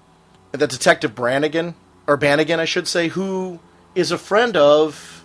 Wasn't he on some level a friend of Magog's? Well, they were on a teammate together. Right. They were teammates. Right. So now this friend of his is dead, yeah. And that's going to bring him into the whole scenario and have to deal with... Although he didn't seem to have much respect for him anyway. Well, he knew he was dirty. So right. That was the whole thing where he knew he was dirty, but it's still... Personal. It's still personal, but I took it more as this was another clue for him to follow. Right. This was another thing another tie-in. And then it brings him closer to these particular people and the scam that they're running. Mm-hmm. Now, I loved seeing him deal with any of the member of the JSA, but especially seeing him deal with, Maxine. That was just, I like seeing how he interacts and he deals with them. A lot of people don't like being around her because she's a motor mouth. But that's okay, because he likes being around her. That way, it keeps other people away. Mm-hmm. She's drawn to him, so he's like, okay, fine. You keep talking. I can ignore you very easily. And he does. And I liked how, normally when they draw Maxine, they draw all her words run together, and you got to sit there, and you got to focus, and you got to read. With her, they're not even showing the words, but they're making it look like she's talking. Well, just the first sequence. I don't work out with weights, but that's what I'm saying. They're showing the words right here. But later on... But you just said they weren't showing her words. I mean, as it continues going on. Oh, okay. When it's his internal dialogue, they're not showing what she's saying, because he's really turned her off. Right. That's what I mean. And, so we get to see that he actually tunes her off. He's actually turned her off. Yeah. And he even comments on how the fact that, it's you just tune her off and it works, it keeps people away. And he's a sucker for freckles. Yeah. Which is, so he's like, a little cute girl, just Yeah. kind of move along and all that stuff, and just kind of keeps everyone away. Now, when Jay comes in, one of God only knows how many flashes, and one of the few people on this team I grudgingly respect. So there is a respect level there with him, because I think what he sees in him that's common is that Jay has a code and he sticks to it, and there is something about that to him that he's drawn to. Jay doesn't compromise who he is. Right. Jay is Jay, and and I think there's probably even maybe a little bit. He says he grudgingly respects the guy because maybe there is something beyond who Jay is. He's always been, Jay. You look at Mr. Terrific. Which Mr. Terrific am I going to deal with? Same thing can be said with the Green Lantern. Which Alan Scott am I going to deal with? He was checkmate for a while there, and now he's back with JSA. So there is a duality in those characters. Now, that's the one thing that gets me. Well, the guys who left for Checkmate always were with JSA. Yeah. They never left JSA. But when they were Checkmate, they operated differently than they operated as JSA. Well, actually, and that's what I think the issue. The chairman of the JSA stepped down. Terrific stepped down as the chairman because of his role with Checkmate, because he didn't want there to be a conflict of interest. So he actually stepped down, and that's when Power Girl became leader, right, and that type of thing. So that worked out. It is interesting to see, though, that Jay was probably sent in because I think the others recognize that he does have a grudging respect for Jay, figuring this is probably the one to approach him with this. Let's be smart and strategize how we deal with Magog. Magog's their loose cannon that they know they have to deal with kid gloves. In many ways, he's kind of like their Wolverine. Yeah, and also you think Remember about back to classic Wolverine? Yeah, classic Wolverine, definitely. And also you think about it, everybody does look at Jay as kind of a father figure. Oh, yeah. So they've got to figure, okay, maybe there's something with Magog has there, and Magog has had words with Wildcat and with Green Lantern before. Mm-hmm. So this is the only guy he really hasn't had a beef with. So let's just keep this positive thing. He's got some bad news to deliver, and I like how Magog just basically plays out the role. He gives them the emotional response that they would want to see out of him. They would expect to see out of him. This is a comrade in arms. All these guys understand the whole military aspect of it. They understand what it's like, to have your buddy in the trench die and see that death. So they kind of do have an understanding with what Magog's going through, and they figure same thing with this, this former teammate of his. So I like seeing them, expect a certain results. He knows what they're expecting, so he gives it to them. But he also wants to. I like how Jay recognizes that if he doesn't fill Magog in completely, he's going to run off half-cocked and might cause more trouble than... Right, than what actually would, And this is the part that I liked here. I take my cue from Jay. He still places a premium on things like shared foxholes and esprit de corps. I guess, which I'm not going to even try to pronounce that properly. Guess he figured out the murder of an old platoon buddy would trigger an emotional response. And there was that from him. Yeah. He said, I don't disappoint. And there is an emotional response there, even though I think that was all made up, though. That was a made up. So. Oh, yeah. I took it that he was giving him what they wanted. They expected the Esprit de Corps. They expected him to have an emotional response, and so he gave them what they wanted. Not that he actually felt it. To him, that's a scum. I don't think, and I agree with what you're saying there, but I do think he gave them that to make them think he worked through it, which he didn't do. I think it's a genuine feeling, because he... Instead of letting them talk him down, he's really going to... What they wanted here was for this to be acted out at JSA headquarters, for him to talk it out and deal with it that way, and then calm down and work through it. So he's now given them the impression that he's worked through these emotions, when in reality, he did not work through them. He is going to react to this, and he is going to do everything that they wanted him not to do by talking him down. So I'm taking this on a different level than you are. I agree with you that he put up the smoke screen, but I disagree with you. I think the emotions are there and very genuine. He hasn't worked through them. He's going to work through them his own doggone way, even though they don't want him to. Okay, I didn't read it that way, but I'm not going to argue and say that it's not. We're totally agree this is a smoke screen. Right, we both agree smoke screen. But I think the genuine emotion's really there. He's just saying, all right, if they want me to work through it this way, that's what I'll go do. But then I'm going to Rambo it up, throw on my stuff, and I'm going to deal with it the way I deal with everything else. See, and that's who he is to me. See, and you may be 100% correct. I'm not really going to argue my point too much because I'm still working through it. But I took it that he didn't really have an emotional response. To him, this is just another clue to the piece of the puzzle that he's following. I think he's constant emotional response. He's angry and disgusted with the world and with the way that it operates. And this is just one more thing where he's disgusted with what happened here, and he is going to resolve it in his own way.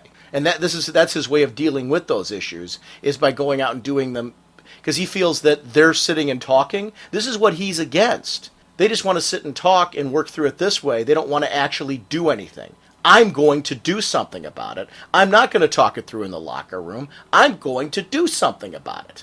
And that's what he's rebelling against, their attitude that this is how you handle situations like this. He disagrees with that fundamentally. That's his problem. That they don't think this is important enough to deal with. I do.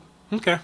And maybe I'm wrong, but that's how I see him right now. I find he's an interestingly complex character, and he's got a definite MO of who he is.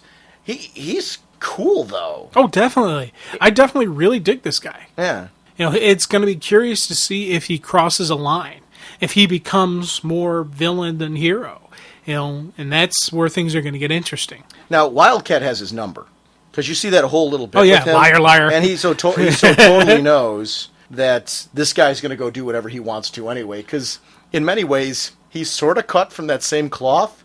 I wonder if it's why the two of them butt heads so much. They are very similar people. They both have a code. They both live by the code. They're very identical type of characters. It's that same cloth. Magog is the younger version of Wildcat. In a way, they are. That's when you run into somebody who is similar to you and acts and thinks the same as you. That's where you get the most vicious headbutting. That's where you get the what's going on here? It's time to throw down, dude. I like the process of elimination as he's looking through here. He is strategizing. He's looking through and trying to see, who am I dealing with here? Looks for signs of intergang, and knowing that the crime Bible would mean that we'd start to see like magic symbols and things like that, those type of... And he's like, none of that's here. So he's realizing it's a different player. Doesn't quite know quite it is yet. But I liked that part of the internal dialogue. Oh, yeah. Really analyzing the situation. He's got that military strategy going. Yeah, that's why I said I like seeing him like this, because really in the JSA books, he does come across as the brute, as the tank, as the muscle bound. You don't really see the strategy, and this is something that really shocked me and made me enjoy this series so much. Yeah. And there's something that happened in the first issue that really does show him as a hero. And I was glad that they did it. It was with him training the waitress who was being beaten by her husband. Oh, I loved that. This is a great way to show him. And this was in the first issue. And this is probably the thing that locked me into this series, was just this sequence. There's this woman. They're in a small town, so everybody looks the other way. She's got different bruises on her, different times, and she's getting smacked around at home by her husband. So what's he do? Does he go and beat up the husband? No. That's a one-time fix. Who knows what'll happen later on when he gets better? He starts teaching her how to defend herself, starts giving her the confidence to stand up, and actually takes her through the process so she will be able to, one day when she's had enough, she'll say enough's enough and drop the dude hard. And she will defend herself, and she will never be a victim again.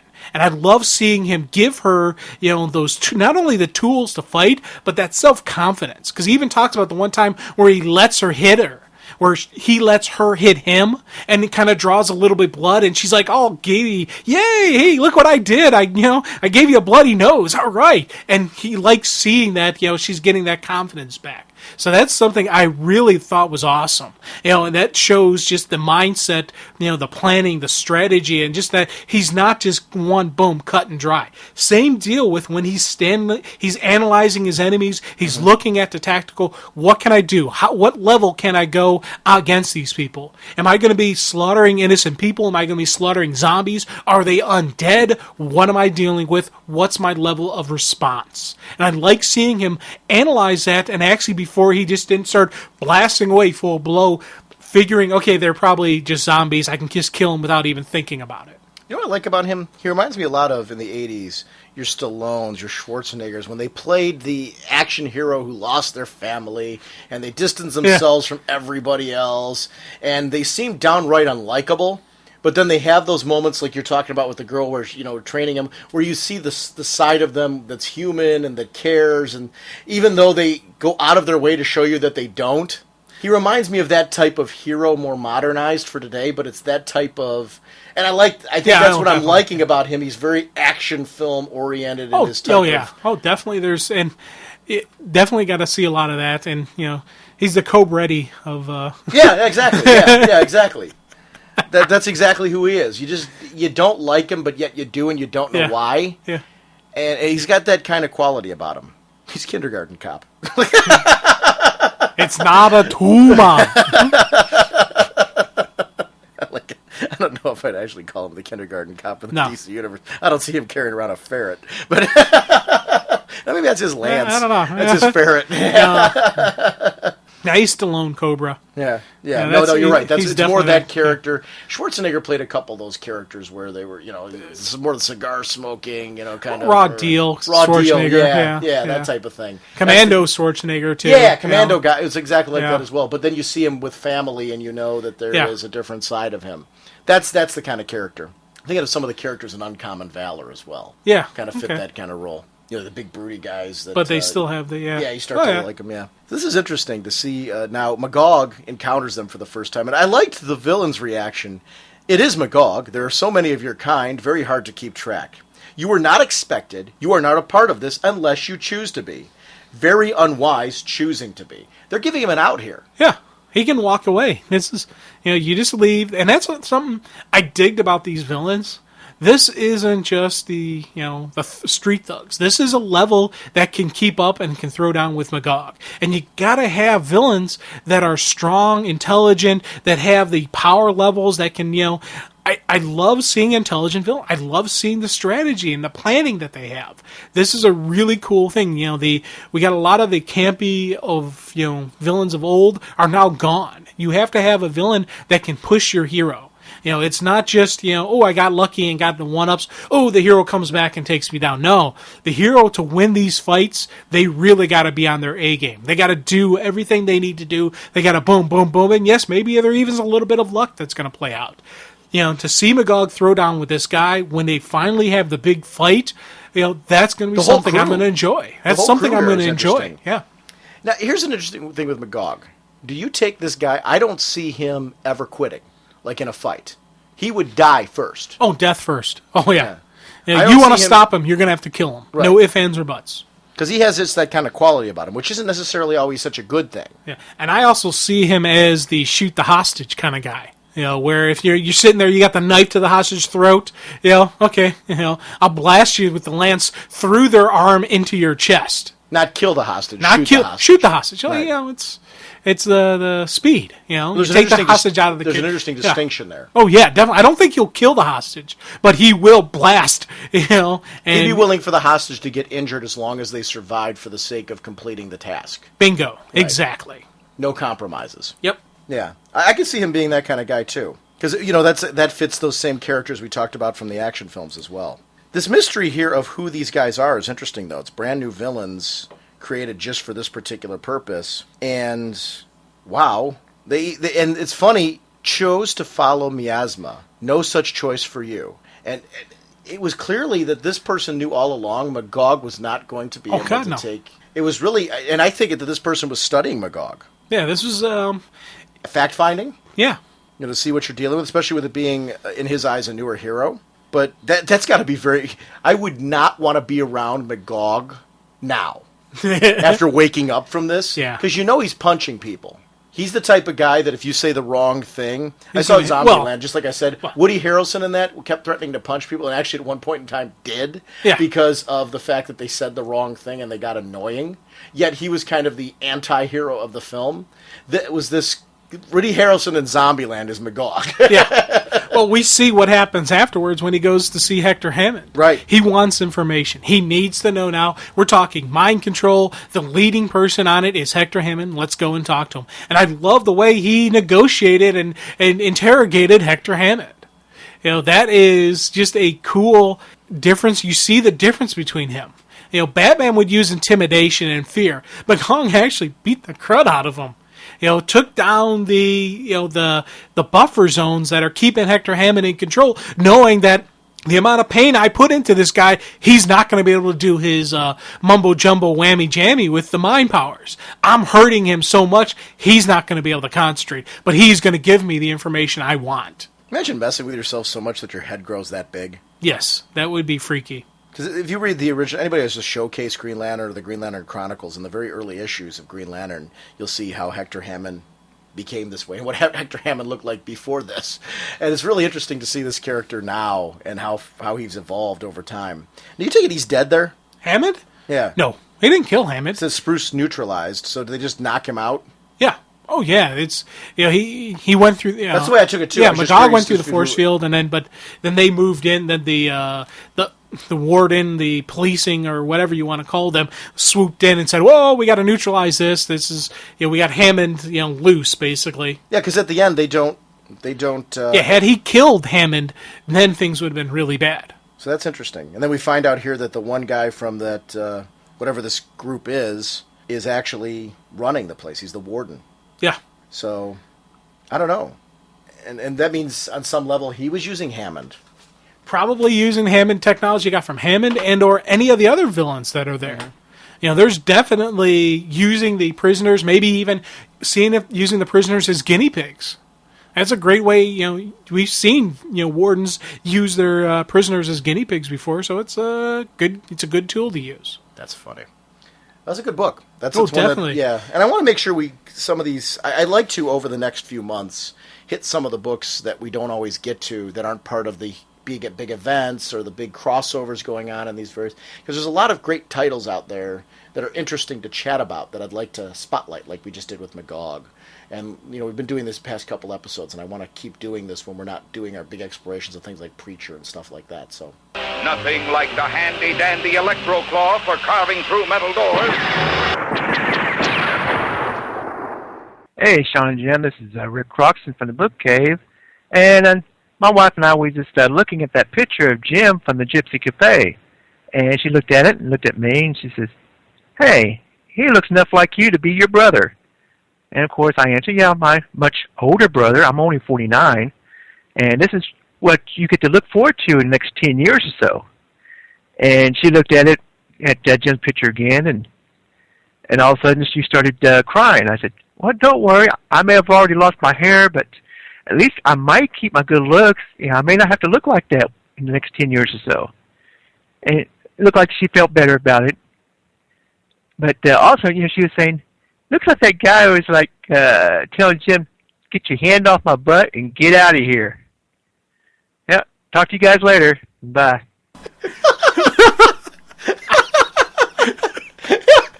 Outstanding. Now, I love that he's older than you. Yeah, dude, that's what I've got to look forward to. Hold on. One, I got a full head of hair still, so let's start with that, okay? Two, I'm not older than you, dude. I'm younger than you, which makes me feel really bad. Don't tell. Oh, that makes up for the whole thing. How funny is that? Oh man. And I need a picture. Wait, was your hand on his butt? I don't think so. I had my arm. I do my classic pose where you put your arm. Wait, you don't know? I don't know. I'd be pretty clear on that. I'd remember such a thing. I know. I don't know where my hand was. I know where it wasn't. I was not copping a feel because there was a picture. I took the picture with Jim Dietz and his wife, so I know I wasn't copping a feel on either one of them. Okay. So I'm pretty sure I did the arm around the shoulder. Were you with anybody else? No. Okay. No. just asking, that's all. Yeah. Well, that was great. For more of Rick, check out the Book Cave. This dude's a riot. Yeah. Hey, Sean and Jim. It's Nathan from Comic-Con. Not that I need to say from Comic-Con, but you probably know who I am by now. I don't really have anything to rant and rave about, but I do have to tell you something. I have come up with a catchphrase for the Black Lanterns. Now, DC can't use it because Marvel's already taken it. It's back in black. The Black Lanterns are back in black. And DC can't use it because Marvel's already taken it from using it in Spider-Man Back in Black when he goes back into the Venom costume. So, there's the catchphrase, back in black. Now, Jim, I set it up for you. Start singing. All right, talk to you guys later. Bye. Okay, here's the funny thing. First off, Nathan, we do know it's you, so you don't have to say from Comic-Con. Oh, I kind of like it, though. Oh, that's okay. kind of like his catchphrase. Oh, that's his catchphrase? About Black and Black. He's not just Nathan. He's not just any Nathan. He's the Nathan. He's Nathan from Comic-Con. Oh, okay. I mean, that's kind of a, like, dun-da-da, Dun-da-da. Okay. Now, when I did... So you can keep that. That's kind of his... Now, about Back in Black, here's an interesting, funny story. Okay. When, I remember when I did the Painted Black version... and I said, when they first announced Blackest Night, that was the first song that popped in my head was Painted Black. Do you know what the second song was? No. Back in Black. Yeah. Okay. And I Why wrote were up you whispering that to me just now. I don't know. I just Back in Black. I was like, well, I wanted you to say Back in Black. Okay, but hey, okay. Were you trying to feed me what I'm going to say? Exactly. All right. Sometimes it needs Okay, Jim. Yeah. Back in Black? Yes, Back in Black. Okay. Exactly. Wow. And I wrote out... it was the first thing that came to my mind. And here's the thing. I wrote out the spoiler. Yeah. I wrote out the spoiler. I was all set. Oh, you actually have a version that you never... So here's the problem. Uh-oh. Have you heard Back in Black? You got that... Back in Black! It's a sack! I have no way I can hit those voices. Dude, you heard how bad that sounded? And that was just one line. Stones. Oh, my Stones was awesome. Says my who? Stones rock. Says me. This is me saying that's bad. This is... You're not objective. Hold on. This is, to be honest, the AC/DC, the Back in Black, spoiler warning, was Billie Jean bad. And how when I said, I came up with a Billie Jean one, and I came up with Thriller, and I said Billie Jean was really bad, but I'm going to go with Thriller that wasn't as bad. Okay. AC/DC Back in Black spoiler is Billie Jean bad. Wow. Yeah, so it's been created. It's out there. You will never hear it. It's out where? It's out there in the universe. What universe? The universe that exists inside my brain. Okay. So, my multiverse up here. But no, I completely agree in theory. And if I could actually sing, if I could actually do that falsetto type, high octave, high energy voice that AC/DC does, I would hammer it out for you guys, and it would be a spoiler warning for one of the Black Lantern shows, but to be honest, I can't do that to AC/DC. I could not. So you ruined the Stones? I didn't ruin the Stones. I thought the Stones was awesome. Wow. I really and truly believe that my Rolling Stones Painted Black was a honoring, an homage, if you will, to the greatness that is the Rolling Stones. Wow. See, I'm a diehard Stones fan, and I almost had a heart attack during that episode. Dude, Back in Black, AC/DC is just, his voice is just way too high. It was actually part of the problem with the Michael. Money to hear that one. Yeah, it's part of the problem with the Michael Jackson. It was part of the problem with Michael Jackson. Michael's a soprano. I'm not a soprano. Oh. Yeah, I'm a tenor. I'm an alto. Yeah, right. I'm the lower range. I got the oomph behind the voice. Although people would argue you're more of a soprano than he is. Depends on what kind of soprano you're talking about. Hey, forget about it. Wait. Yeah. Right. All right. There they are, all alone except for that old character. Real quickly, I want to tell everyone about the Vigilante Challenge. Jim and I did this a while ago with Manhunter, and Vigilante is a book that I'm enjoying. And when I was talking to Marv Wolfman, I had the pleasure of getting a book signed from him, and I got to buy a couple scripts from him at the Mid-Ohio Con. And I was just chatting briefly with him, and I told him that I'm really loving the book Vigilante. I think it's a really cool read. It's something a little different. I like some of these books with smaller, lesser-known characters. They add something to my reading experience that I get some huge pop from my big top-tiered characters like Superman, Batman, Green Lantern, Wonder Woman. But then there's something special about reading like a book like Secret Six, which has some of your lesser-known characters, and reading a Booster Gold, which is kind of falls somewhere in the middle. And I like reading from all over the spectrum. Jonah Hex is another book, and Vigilante is in that ilk for me. It's just a great, fun read. And with issue number 11, it's going to be starting a new arc. And it's great for fans who've been reading Vigilante because it's going to continue his new status quo, which builds off of where the book's been going. But it's also going to be a good jumping on point, I think, for new readers. That's going to be something that's going to be interesting to see. But Jim and I are going to do a cover-to-cover of issue number 11. And I like to, especially if we're doing like a challenge like this, I like to let listeners know ahead of time. About 1 week after the first Preacher episode, we're going to air an episode where we do a cover-to-cover review of Vigilante number 11. I think it's a great series, but I'd love your commentary on it. And even if you pick it up just for the show, you know, you're not a Vigilante reader, and it's not your cup of tea, we'd love your commentary on that too. What is it that didn't grab you about the book? As much as we want people to send in, like if you're a new reader to it or a current reader who's been reading for a long time, tell us what you're loving about it. So we'd like to get, you know, a whole bunch of listener commentary on this episode. So give Vigilante a chance. You know, is it a book that you enjoyed? You know, is it a book you'd continue reading? What is it that you like about it? I think it's a fantastic book. I love the character, so I'd love to get some people to try it out and see if it's a book for you. I want to remind everyone about our sponsors for this episode, dcbservice.com and instocktrades.com, where you can pick up Magog issue 4, regularly $2.99, 40% off only $1.79.